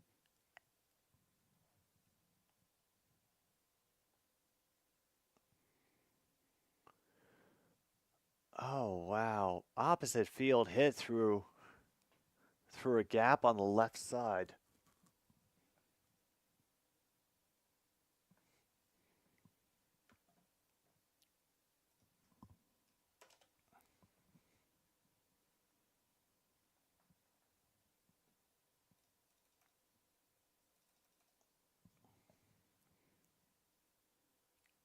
Ah, and that sinker misses the outside for Sosa.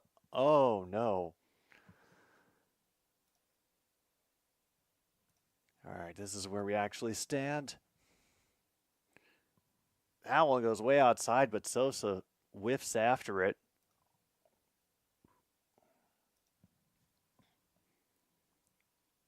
And Zach Kelly currently warming up for the Red Sox.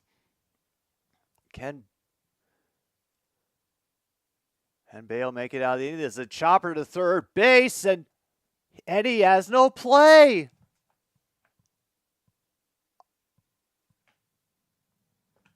Oh my goodness.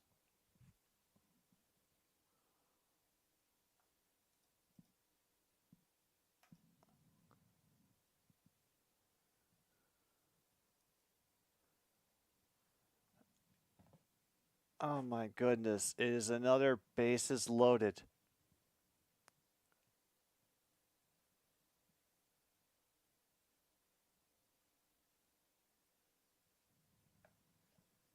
Holy hell.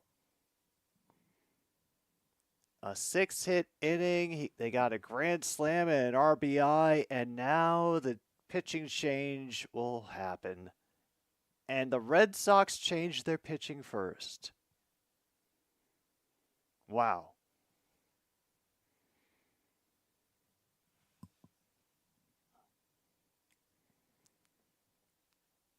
MKI, I don't know. I'm not going to pretend to understand.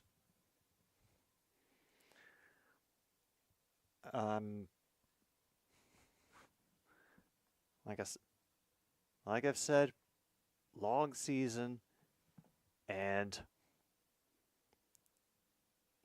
Boston, I haven't heard much great about them in the past couple seasons. They've fallen off a little bit, so I'm not going to declare it some awe-inspiring victory. Just like, oh, okay, we got a couple things done.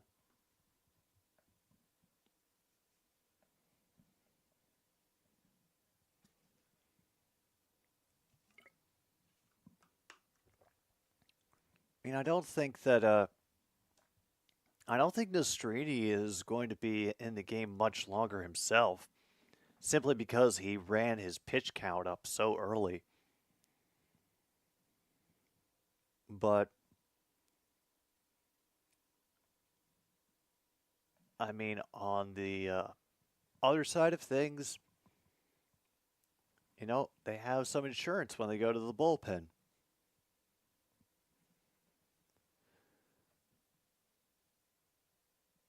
All right, Zach Kelly in now. He's got himself a 2.04 ERA.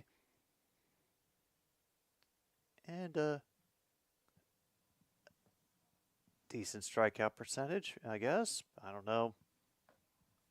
I never really see the strikeouts in percentages, mostly in numbers. Don't know why they did it that way for him. Kelly okay. I thought that was inside, but the umpire said strike one.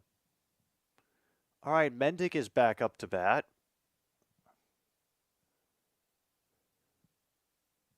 That changeup definitely outside. 1 ball, 1 strike. Sox are not going to get 2 in an inning. See? Missed on a changeup.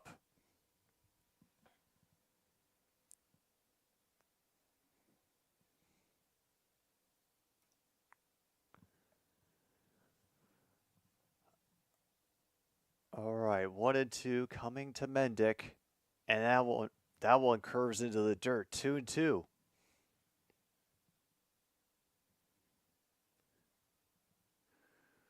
All right, Mendick was, I think, the first person who scored, got this inning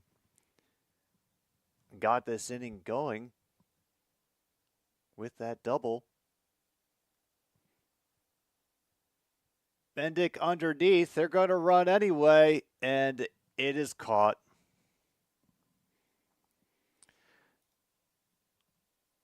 I mean, yeah, they do strand 3, but they also scored 5.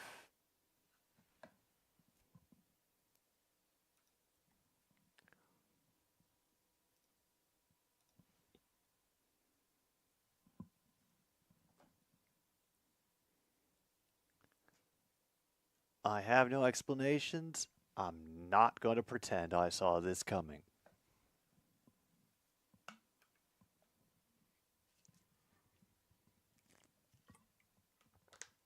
All right, Boston. How will you respond? Let's see. Ref Snyder, Devers, and Wong are going to be up.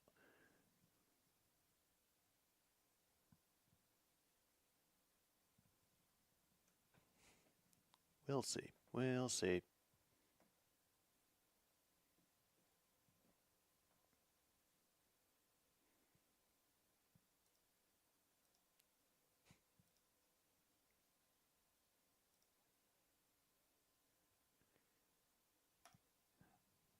Yeah, actually, Luke. Like I said, I'm doing this game one because I figure we got to have at least one stream in each month of the baseball season where y'all get to watch me and my team in pain. But yeah, tonight is for Stanley Cup Finals. Make a little dinner and then watch the game. Just trying to take it easy. I got a bunch of writing done this morning, so, you know, feeling pretty good. Like I got my work in today.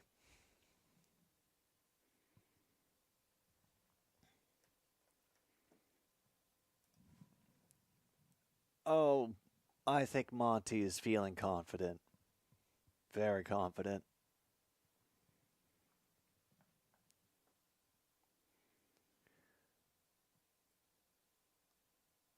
All right, back at old Kaminsky. Yep. Banks gets an opening ball to Ref Snyder. Okay. Meanwhile, he catches him with some heat. 1-1.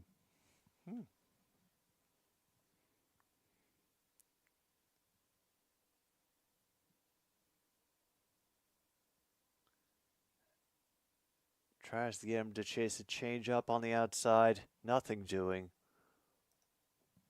1-2.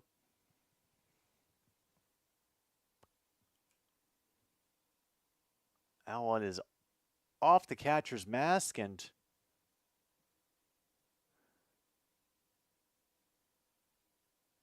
yep. Our catcher is essentially is a tank today, so cool.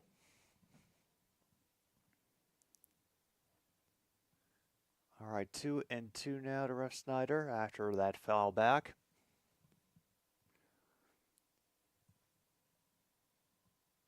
That's another one fouled away.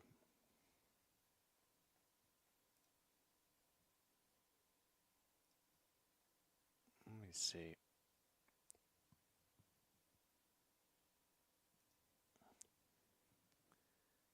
Meanwhile, slider goes too low. Full count now.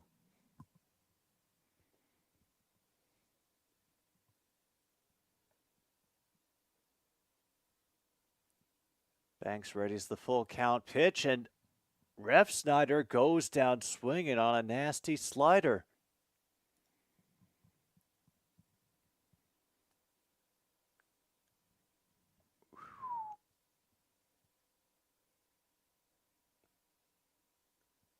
That one spinning as it curved low and in.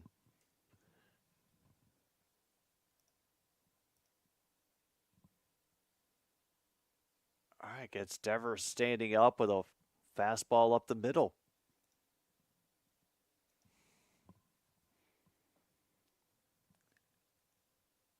That's another foul back into the catcher and away. Quick 0-2.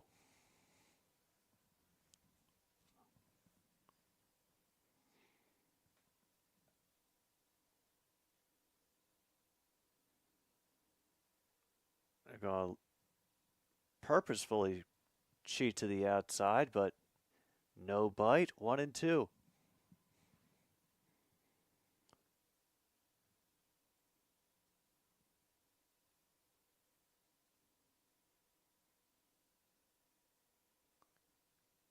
And they're doing it again. I don't know why they think they're going to be able to fool the batter doing that. Okay.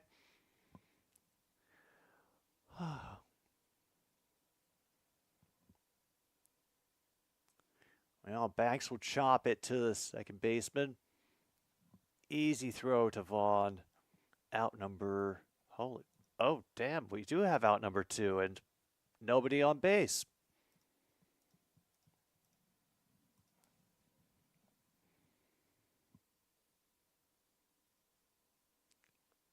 Oh my God, they're making the announcers sing the nationwide jingle. Oh. Oh. I don't even care if it is a button in the truck that replays it. Just, no. Not, no. Amazing voice to be able to play every instrument.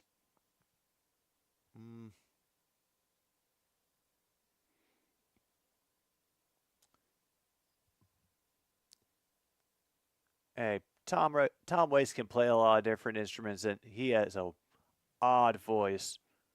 Meanwhile, Wong will drop a single into the right field near the line.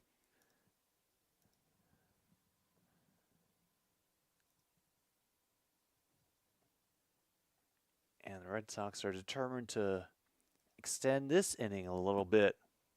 All right. Oh, yeah. No, I understand the question, Luke.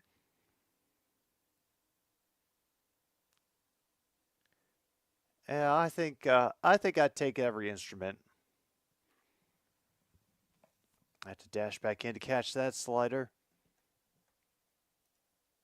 And still it doesn't even make the strike zone. 1-0.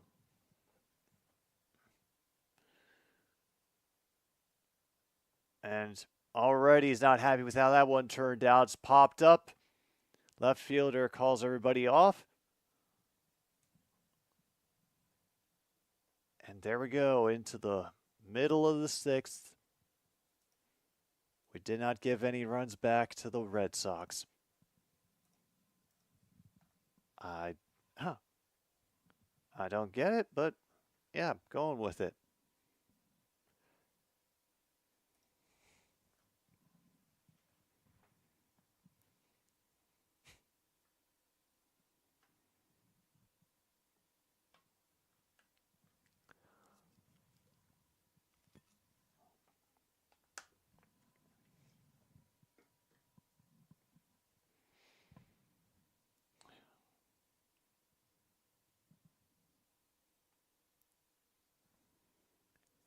All right, let's see how this part of the inning goes. Not expecting much. I don't know what the hell happened to Bello, but it just left him in one inning too long.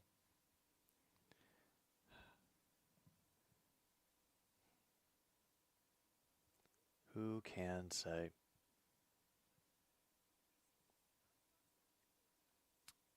Yeah.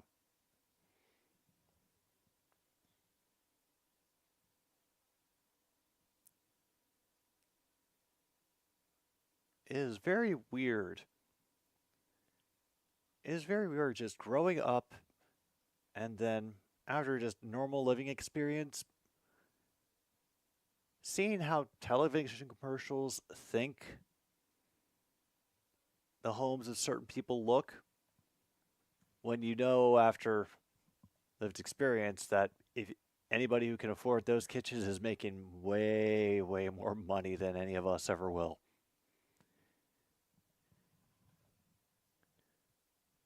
All right, we have returned for the bottom of the sixth, and damn, they didn't even keep Zach Kelly in for the rest of the game for another inning. They brought in Chase Anderson, huh?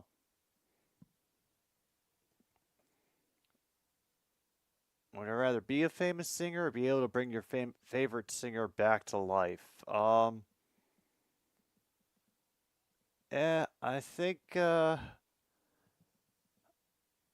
think David Bowie was ready to go. Meanwhile, did it? Oh, he ripped it just foul of the pole. Maldonado nearly gave us a rouge in the corner. And these days, I'm starting to have qualms about wanting to be famous myself. I know that sounds bad, but it just goes foul.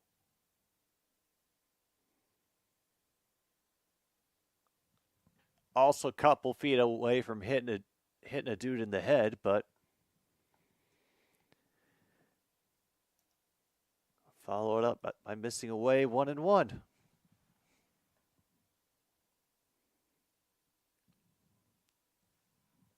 Anderson goes away again. 2-1. All right, back to the scores. Holy crap. Rockies and Cardinals now tied up at 4 apiece in the top of the 7th.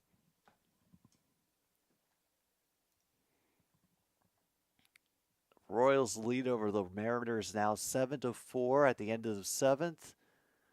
Tigers still ahead of the Brewers 4-3 at the top of the 6th. End of the 7th for the Reds and Cubs, 4-2 for Cincinnati. Maldonado, he knew he went around. Walked away, didn't even argue it.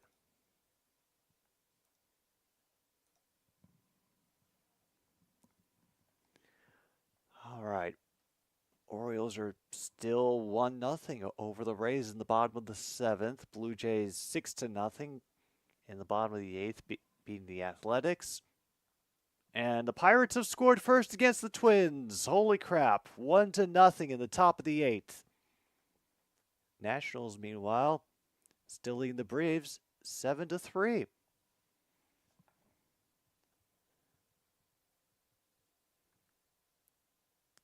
They wanted some catcher assistance on that sweeper, but did not happen.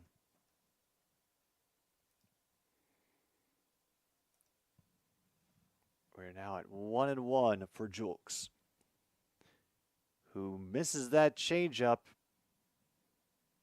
Oh, boy.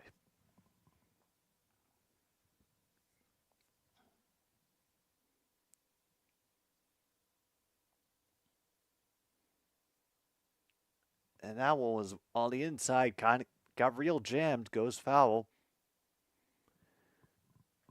Still 1-2.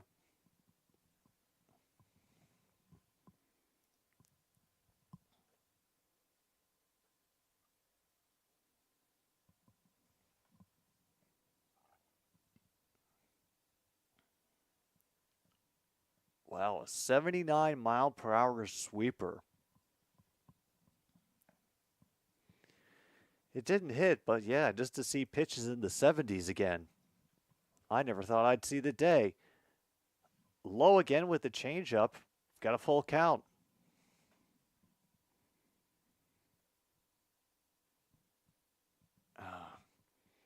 There is a brief moment this week. I was very strongly contemplating doing the Saskatchewan-Edmonton game this weekend as well, and just being a smartass and completely not touching the Stanley Cup. But I was like, no, I want to have the night off.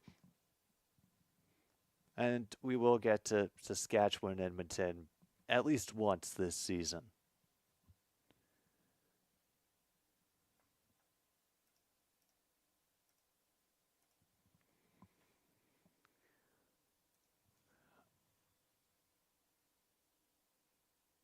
A big swing and a miss by Deloach.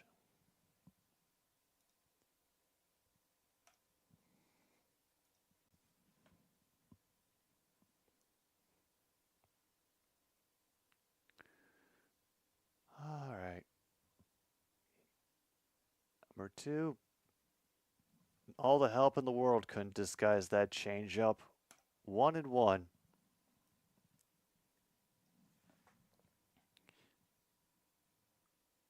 Still a lot of casual noise and another miss on the outside.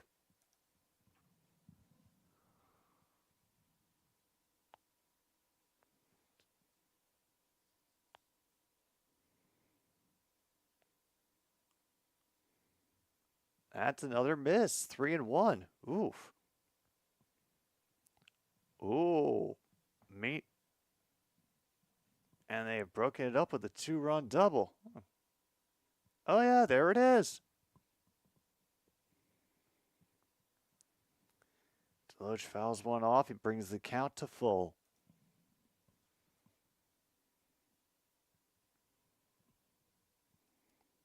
Oh, yeah, 9 hits. That'll break through at some point. Meanwhile, Deloach draws the walk.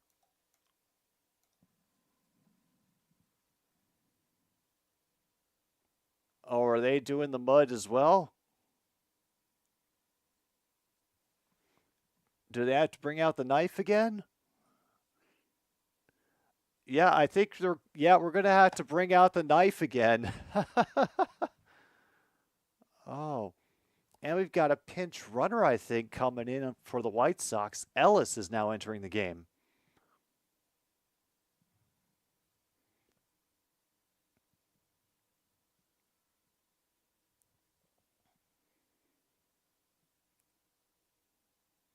Vaughn is back up. That one on the outside. Catcher immediately looks to first.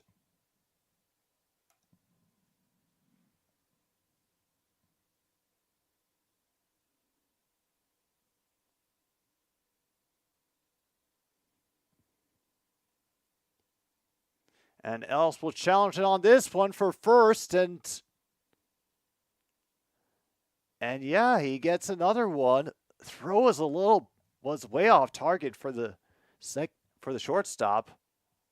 I'm sorry, for the second baseman, but yeah, just Flo Westbrook had to leave the bag to keep that one from going out into the outfield. Didn't have enough time to get Duke, who actually overshot the bag a little bit, had to come back. Oh, you don't say, True North. All right, this will be popped out into second, but yeah, that'll ice the sixth.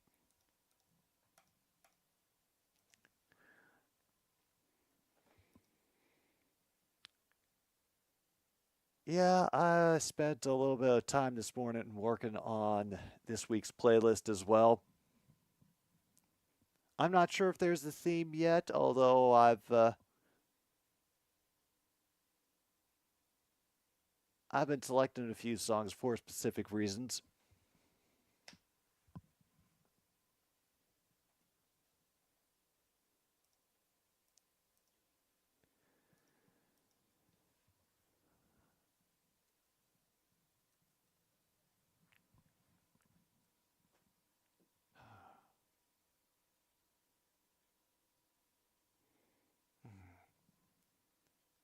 Yeah, I think we could probably stand for a few more requests.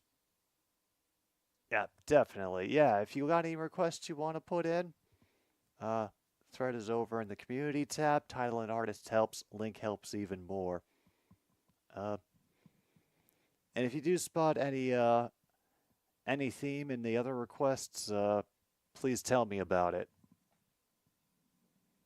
Uh, I wouldn't say so much is a theme as a cry for help.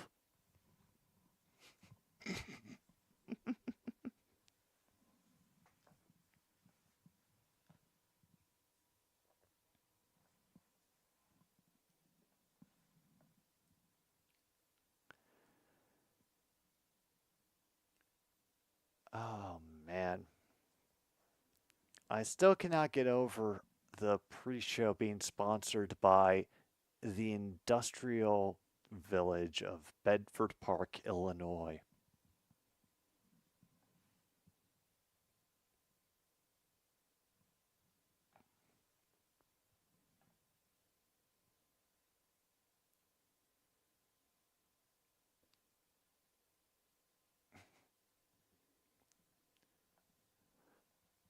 Oh, well, I've got my stupid idea in my head now.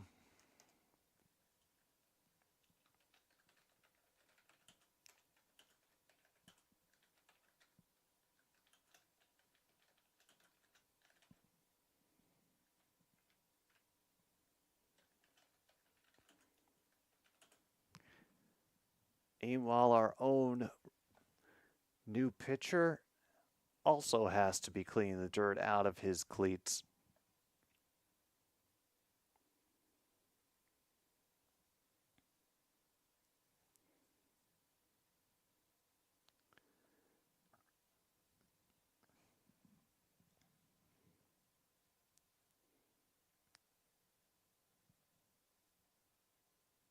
Almost as good as the upcoming NFL sponsor. Getting there. Getting there.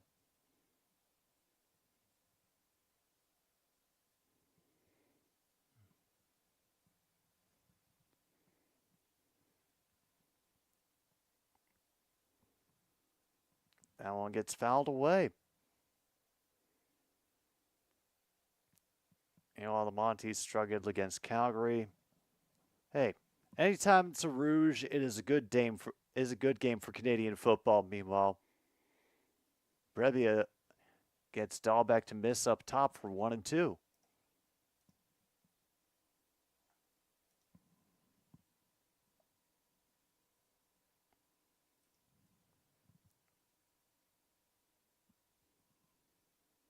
And gets him. Chasing it low. First strikeout for Brebia of the game.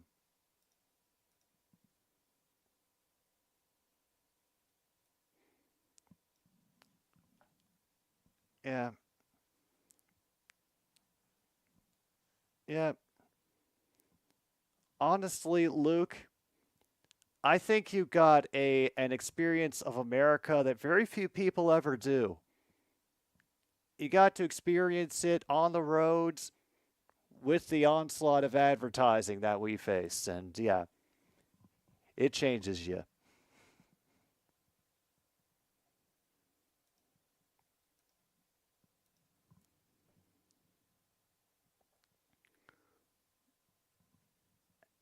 And very quickly, it is 1 and 2 to Hamilton. Brebia not wasting any time here in the top of the 7th. And yes, we will, perhaps sooner than we think, be getting to his 7th inning stretch, which we will pause for. But, oh, wow.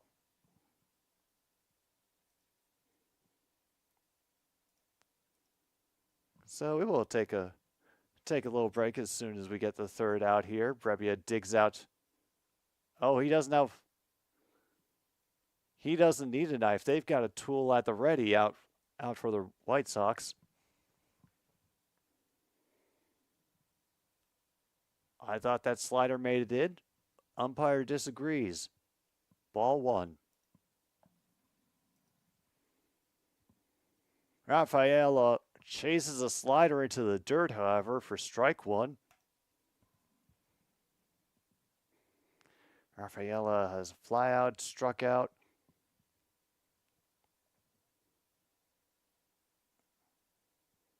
And after a dominant opening performance by their starting pitcher, just 1 inning of falling apart, and now the Red Sox have to play catch-up.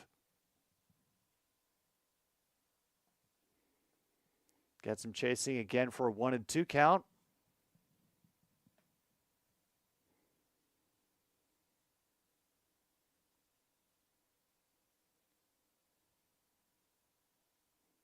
Meanwhile, he lifts, gets some air underneath that one. Diving center fielder cannot make the grab, however, he's just short.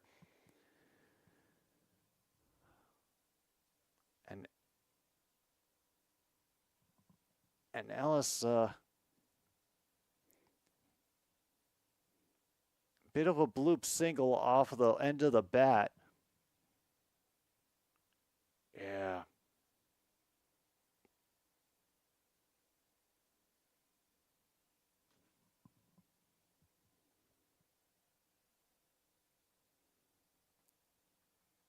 So now batter on first and a slider inside for Duran.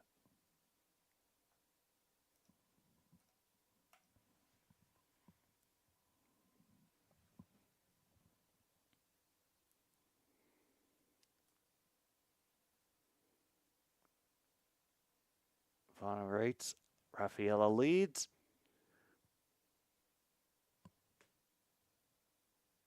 Brebia gets strike 1 on the corner. It has been an odd strike zone to see today. You've been able to discern pretty quickly where the cheat zones are for each umpire, like especially on the corners, mid to low. That one was definitely on the corner, a bit low too, but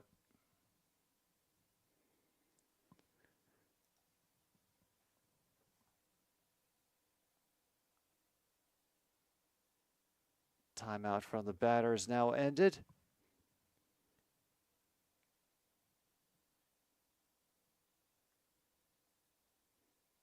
and is fouled away.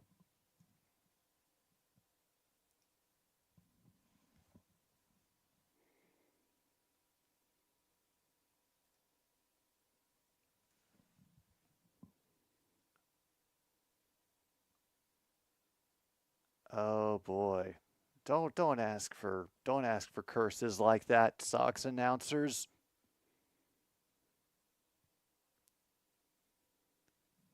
Allen unfortunately went in the dirt. 2-2.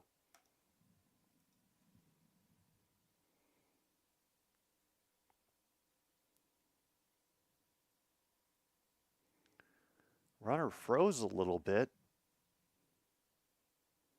Maldonado ended up chasing him back to the bag. Nothing on the slider. Yeah, that one was low. 3-2.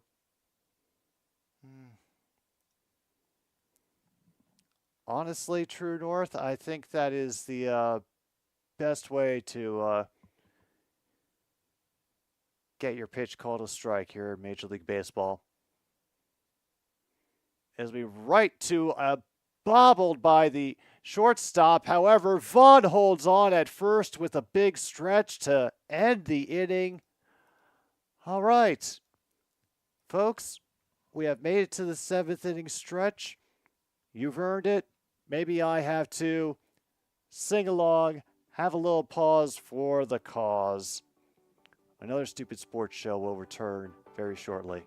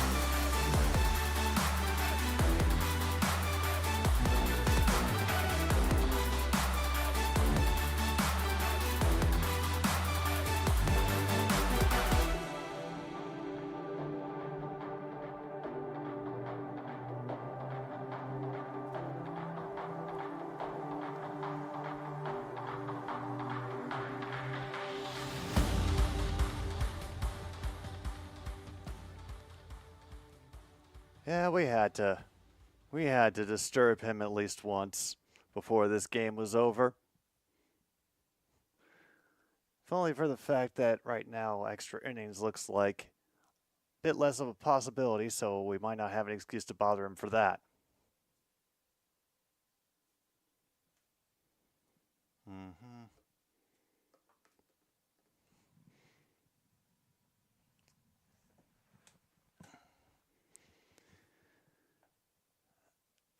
DeYoung. Yeah, that one definitely missed high. 1-0.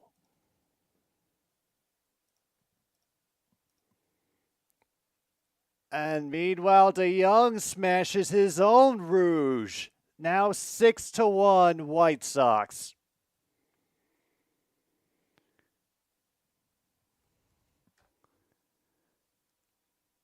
Two home runs today for the White Sox. First one was by Sheets in that 5-run inning that knocked Payola out of the game for the Red Sox. And now it's a solo shot by DeYoung. Gives them now a 5-run lead here in the bottom of the 7th. Once again, I am not going to explain this. I won't pretend to understand.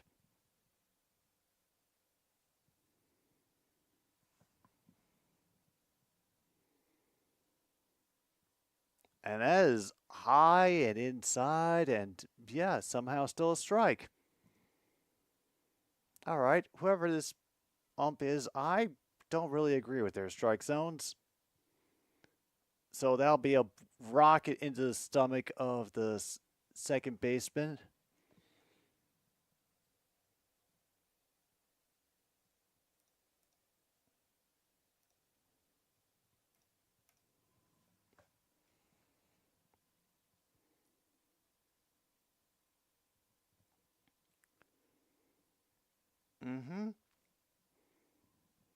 Yeah. Sometimes that is how it goes, True North. I assume this is a silly question, by the way, but there's some begrudging rooting going on from other provinces for a cup to go to Alberta.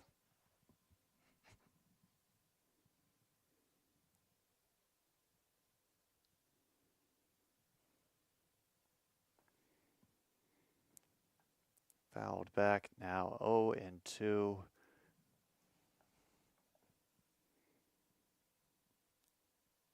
Whistle Brigade has come out for Sosa. They want to keep this inning going for just a little bit longer. That one has been skyrocketed, however. Near the dugout, it will be hauled in by Wong to end the 7th. Thankfully, he did not have to go chasing or sliding around in that. I don't even want to imagine how that dirt is to navigate with cleats.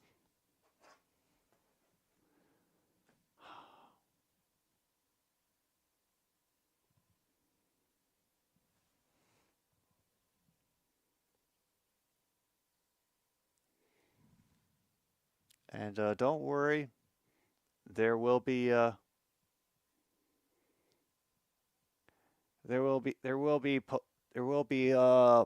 post-game interviews, so I can get somebody's opinion about whatever has happened. Nobody likes the Monties. No, I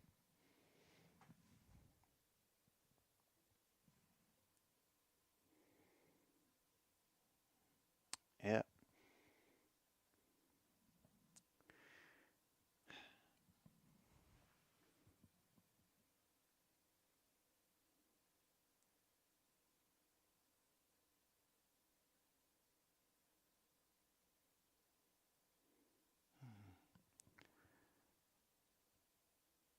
All right. Are they going to make another pitching change, or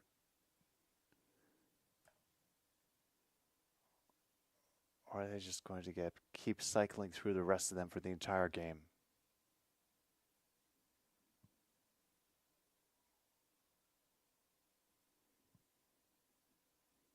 And nope, that's not thunder. That's just somebody up the street banging on the door. Cool.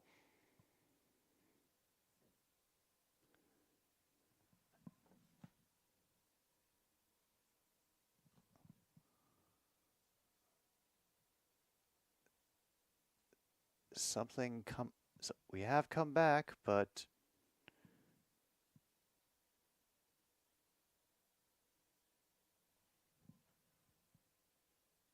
do we have a new pitcher?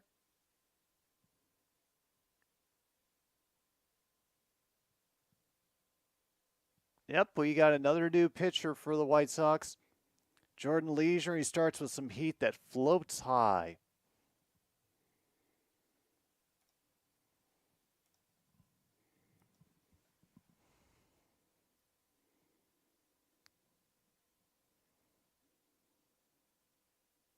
Gets chopped back into the netting.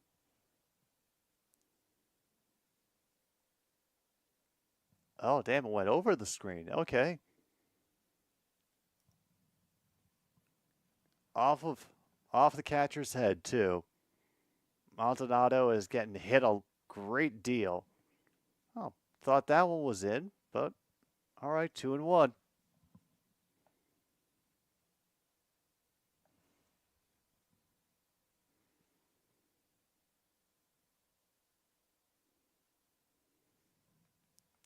Does catch the outside with that fastball. Up to 2-2. Quiet rumors of a pre-election resignation by Mr. Rishi Sunak. Oh yeah, it would. I guess it would be funny.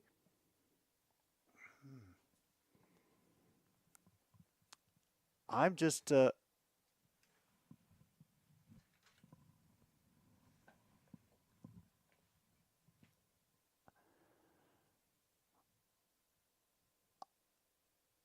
I don't know why he. I mean, it's. How do I put this? It feels like they decided to make him the bag holder as they saw things getting worse, the Tories. So I can't imagine that they'll even let him pass the bag on to somebody else. Meanwhile, they catch the batter looking and just plain strike him out. Canada 93. Well, thankfully, I will be live for, if I remember the schedule correctly, on July 4th. That is the Toronto Argonauts versus the Saskatchewan Roughriders.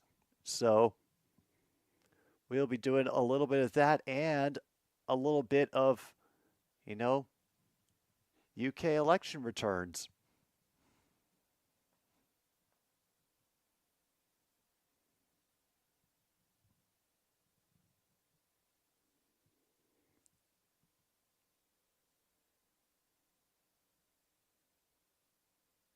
Oh, that one went helmet to helmet, catcher to ump, then back into the backstop.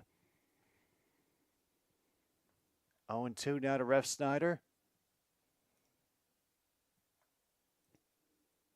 And that fastball sailed away.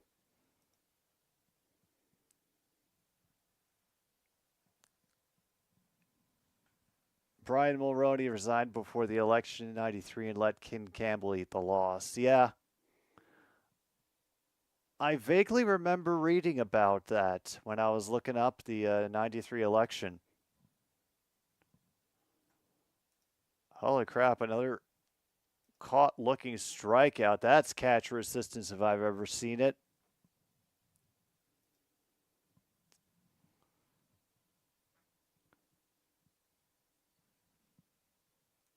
Oh, wow, we're only up 2 outs. Never mind. I got ahead of myself.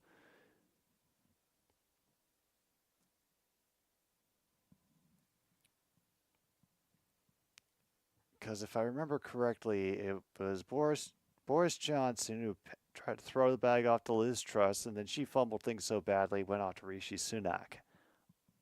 Like, who's going to be left? Who's going to be left to want to take the mantle and be the face of this? Maldonado gets another ball drilled into him again. 1-1. Oh yeah, there is precedent, but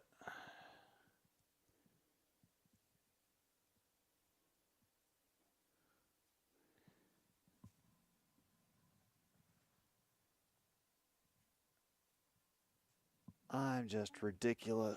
I am just in awe of how ridiculous this has gotten.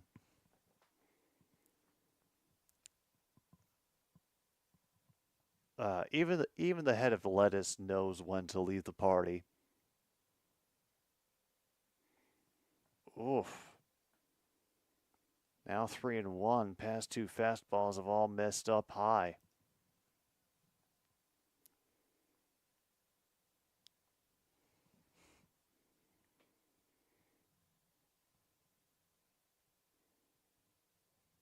This will go to right. Might have gotten jammed up with it a little bit, so couldn't get as much of it. Couldn't get as much of the ball as he wanted on that swing. Easy catch for out number 3. Down to the bottom of the 8th, we are going to go. And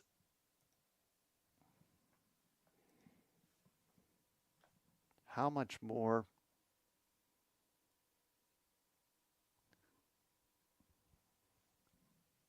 How much more can this? How much more crazy can this be at the moment? Ah. You know, I'm not exactly sure what you're referring to about the southern states, but yeah, that's a good rule of thumb for down there, True North.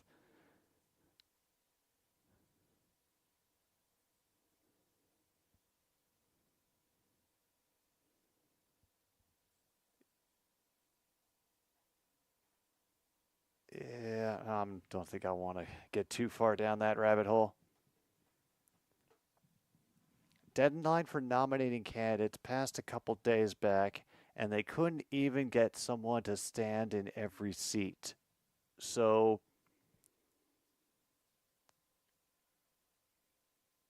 wait a minute.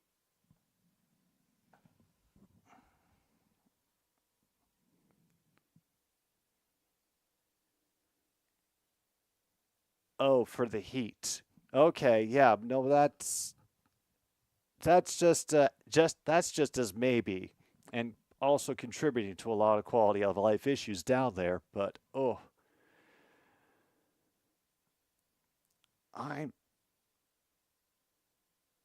like that's expected because it's how like certain parties in certain countries that I could mention treat a lot of local, like really local elections, and then nutbags come in and just snatch up local elections because they're running unopposed. So usually that's usually in places where it's difficult for certain voices to break through, not in places where you know you'd assume that the party in power is not going to have a hard time finding somebody to nominate. Ran a candidate in a seat for every election since 1935. Damn, that is brutal.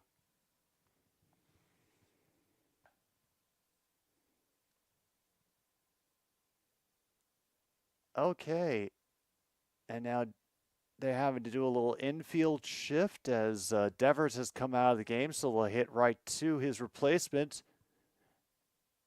and Westbrook will get the out. Okay.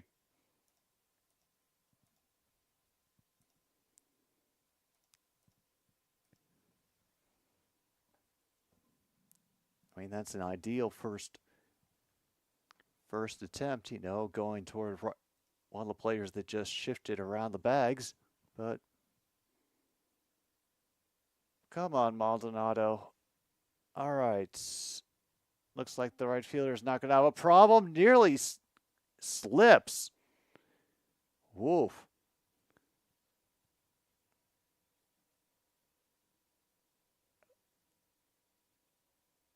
Yeah, his foot got caught in the turf, and he also may have gotten water directly in his eyes. He was catching the ball, so he's been trying to shake that out for the past few seconds.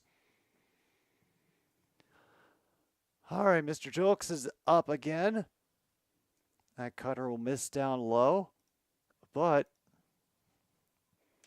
we could be done sooner than we think, folks. Anderson does get a fastball to rest up high. 1-1 now.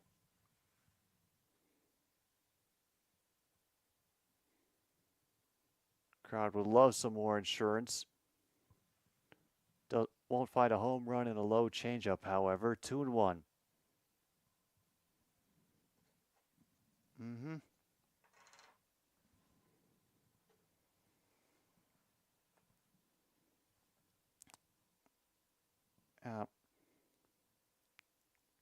Oh no, did we do it again? No. Center fielder tracked it down. Didn't have enough room to make it out of center left. Off we go to the 9th inning. I do apologize, True North, that there should be a graphic over here. Unfortunately, it was not ready for today. So I'm just going to keep talking, and maybe you can imagine that the graphic is here.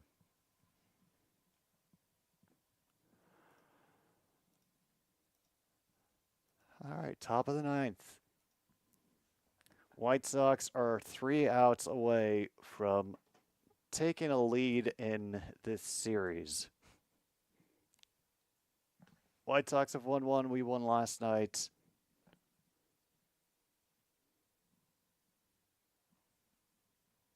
Whew. Well, we'll see what we do for pitching when it comes to the 9th inning. I'm imagining, just to be safe, they'll put in somebody new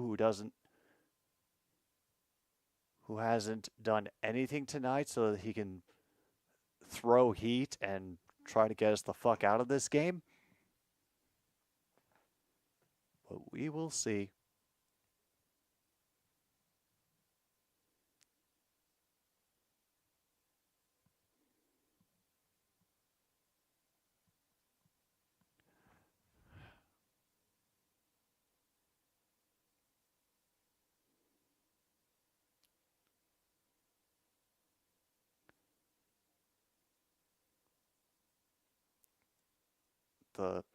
I think I just had a terrible thought.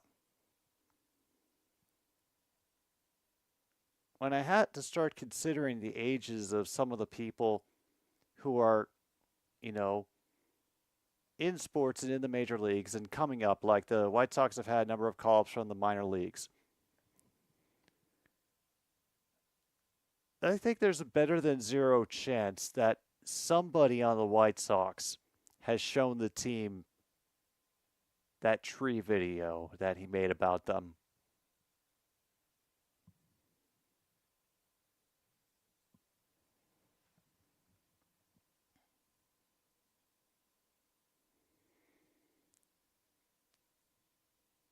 All right, now Michael Kopech will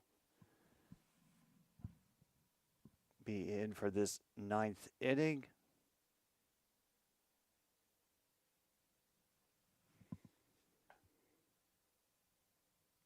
I know.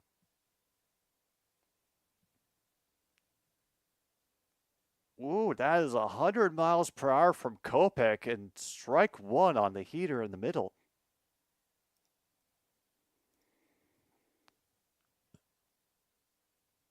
More heat there, but that floats high. 1-1.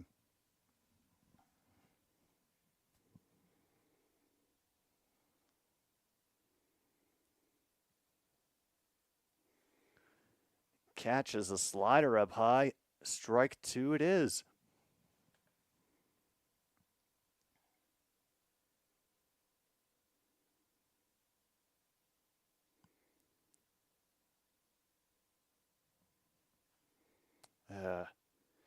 Yeah, the starting pitcher for the Sox, once again, he got himself in a lot of trouble with a lot of full counts and walking people to start innings off, but he did pitch himself out of some jams, only gave up 1 run. That one gets fouled back by Wong. Still 2-2.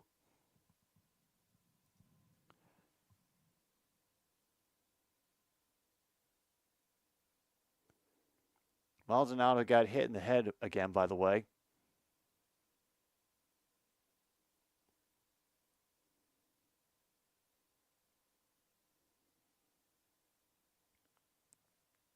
All right, they may have had a miscommunication on the pitch clock. Now here's the cut from Kopech. This will be lofted out into center field. Easy catch for Ellis. Give him out number one.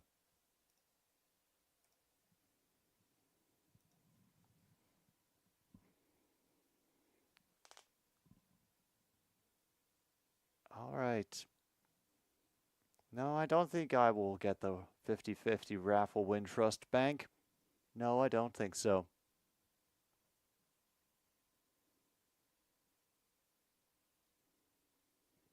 And that's another 100-mile-per-hour fastball on the inside, but it does get called a strike.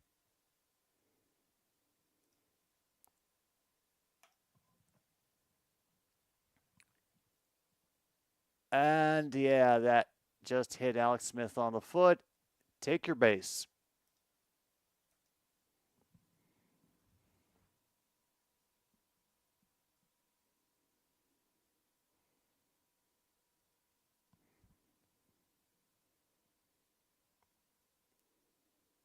Oh, God, got him in the toe. I don't know how much it caught on the guard, but still. Oof.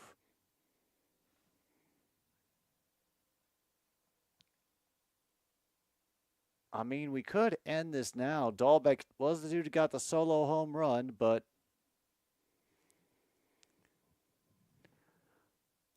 what will he do against some heat like that? Another 0-1 to get things going on this at bat.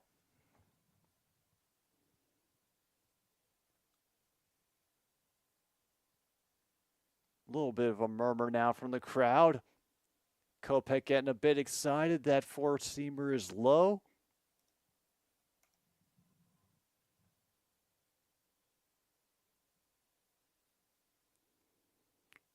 Minimum number of pitches required to finish a game.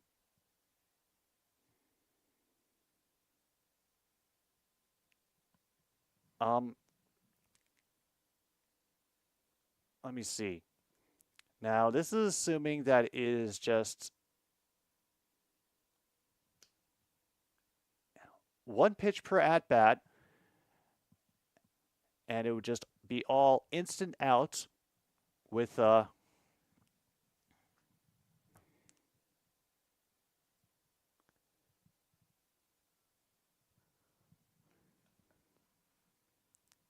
but we'd have to have at least one run come in so that the game would end. Hang on. I can do this. We're up to 2-2 now as Kopech misses low again.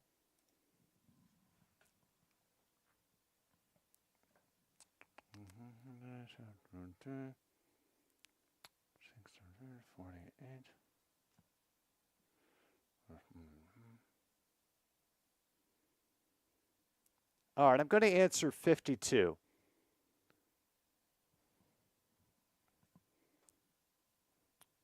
Just by doing rough, stupid math in my head and assuming that the home team gets a solo shot in the bottom of the 8th inning and then goes on to retire the visitors in the top of the 9th on 3 straight groundouts.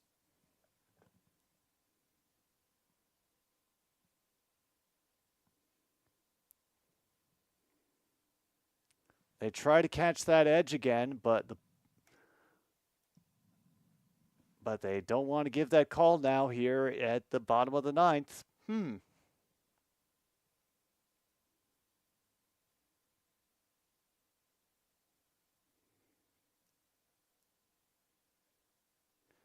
And another one misses on the outside. Oh, hell.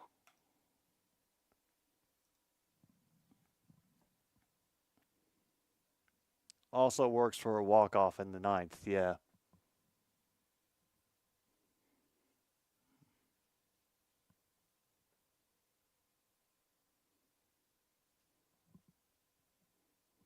Now Kopech has to keep an eye on second base.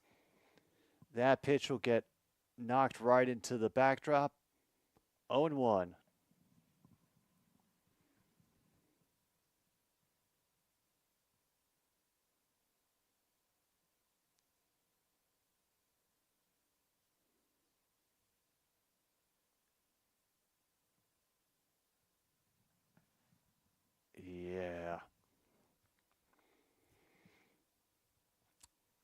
I'm starting to get worried, Kopech. You get that first strike every time, but then you kind of go all over the map. Already at 2-1.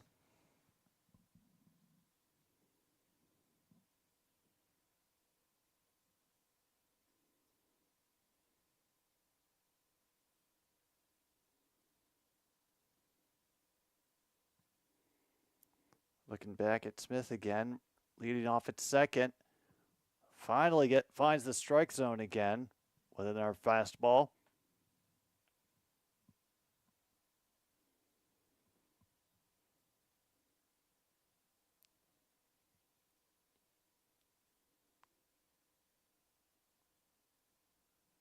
Oh, good. Rough Riders taking care of business against the Elks. And a Rouge. Had one ball fouled away.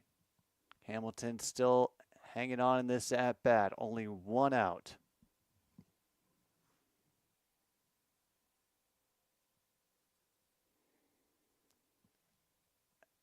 Cutter on the inside, fouled away.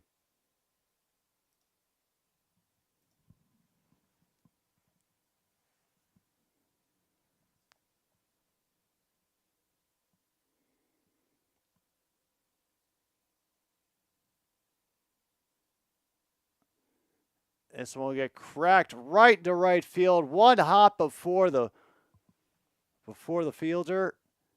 They only advance everybody by a base, but yeah.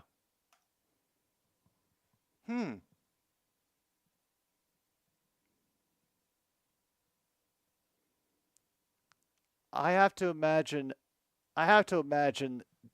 it's come close at some point, Luke. And if not, maybe we'll be the lucky one to bring that game to life. Meanwhile, the Rough Riders have fumbled the ball and are going to give the Elks a chance with a few seconds left. And now there is somebody warming up in the bullpen. I do not like the sound of this.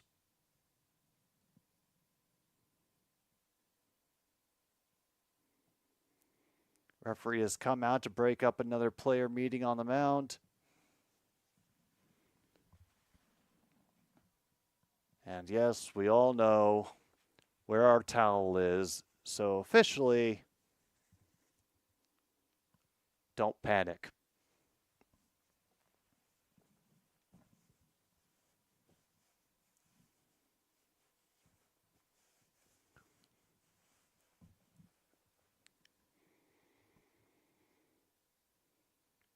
Okay.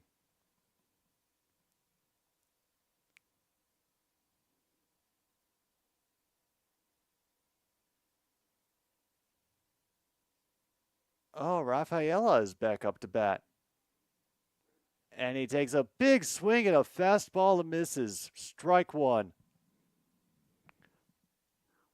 Meantime, Elks make one last desperation hurl for glory into the end zone. Rafael looking at the 0-1 and misses it. Another heater, 97 miles per hour.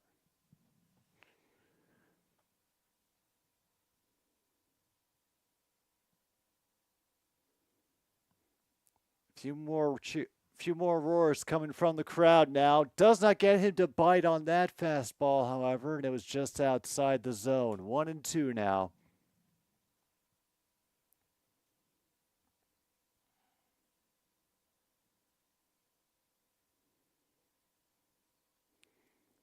Allen gets fouled down the third baseline that time. Still 1-2. Rafaela now takes time. We have made it to Sunday in certain parts of the world.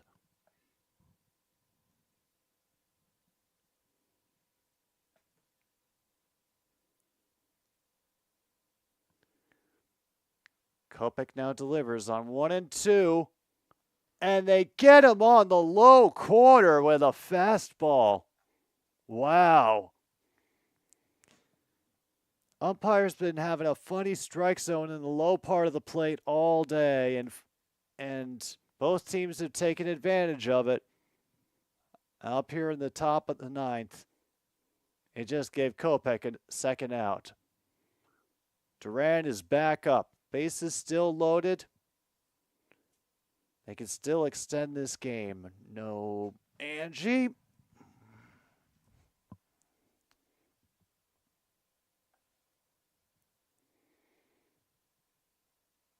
Straight into double coverage. Rough Riders win. Oops. Yeah. The woes continue for the Edmonton Elks, but at least the Oilers are doing all right. First called strike.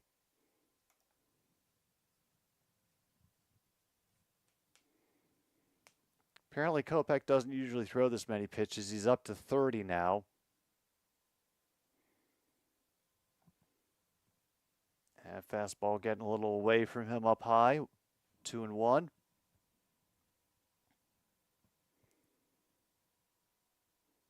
I'm sure I know what they're about. I know what they want. But we got to finish out the pain. Nope. Fouled away. Still 2-2. They're down to the final strike.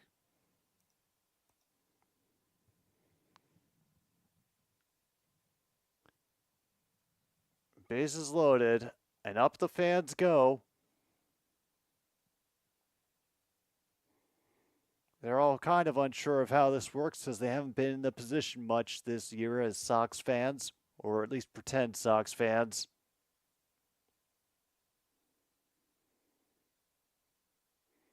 And it'll be jammed back and out of play.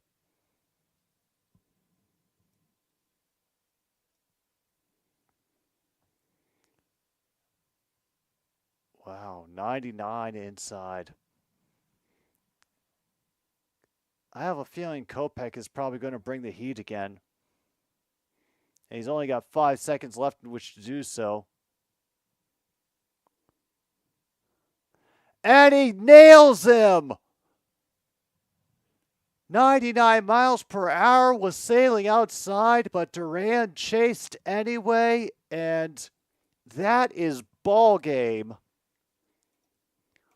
Red Sox strand 3. White Sox win 6-1. Holy hell. Red Sox finished the game with 5 hits, 1 run. And the White Sox finished the game with 6 runs, 10 hits, and a decent job by not only Nastrini, but also the bullpen to pitch well and get themselves out of some very dangerous situation and mitigating damage. Red Sox fans, you'll get it back soon enough. I promise. And if this is the start of something good for us, I assure you, I did not see it coming, and I don't think anyone else did either. So that's going to do it this afternoon for another Stupid Sports Show. I was expecting more pain, but the Red Sox were not accommodating. Please send your letters to them and their ownership group. But I'll be back tomorrow for Game 2 of the NBA Finals. I got to touch it at least once. We will have bingo. This is Jim B on 106.9 Click FM. Thank you for listening to another Stupid Sports Show. Take care of yourselves, and good night, Milwaukee, wherever you are.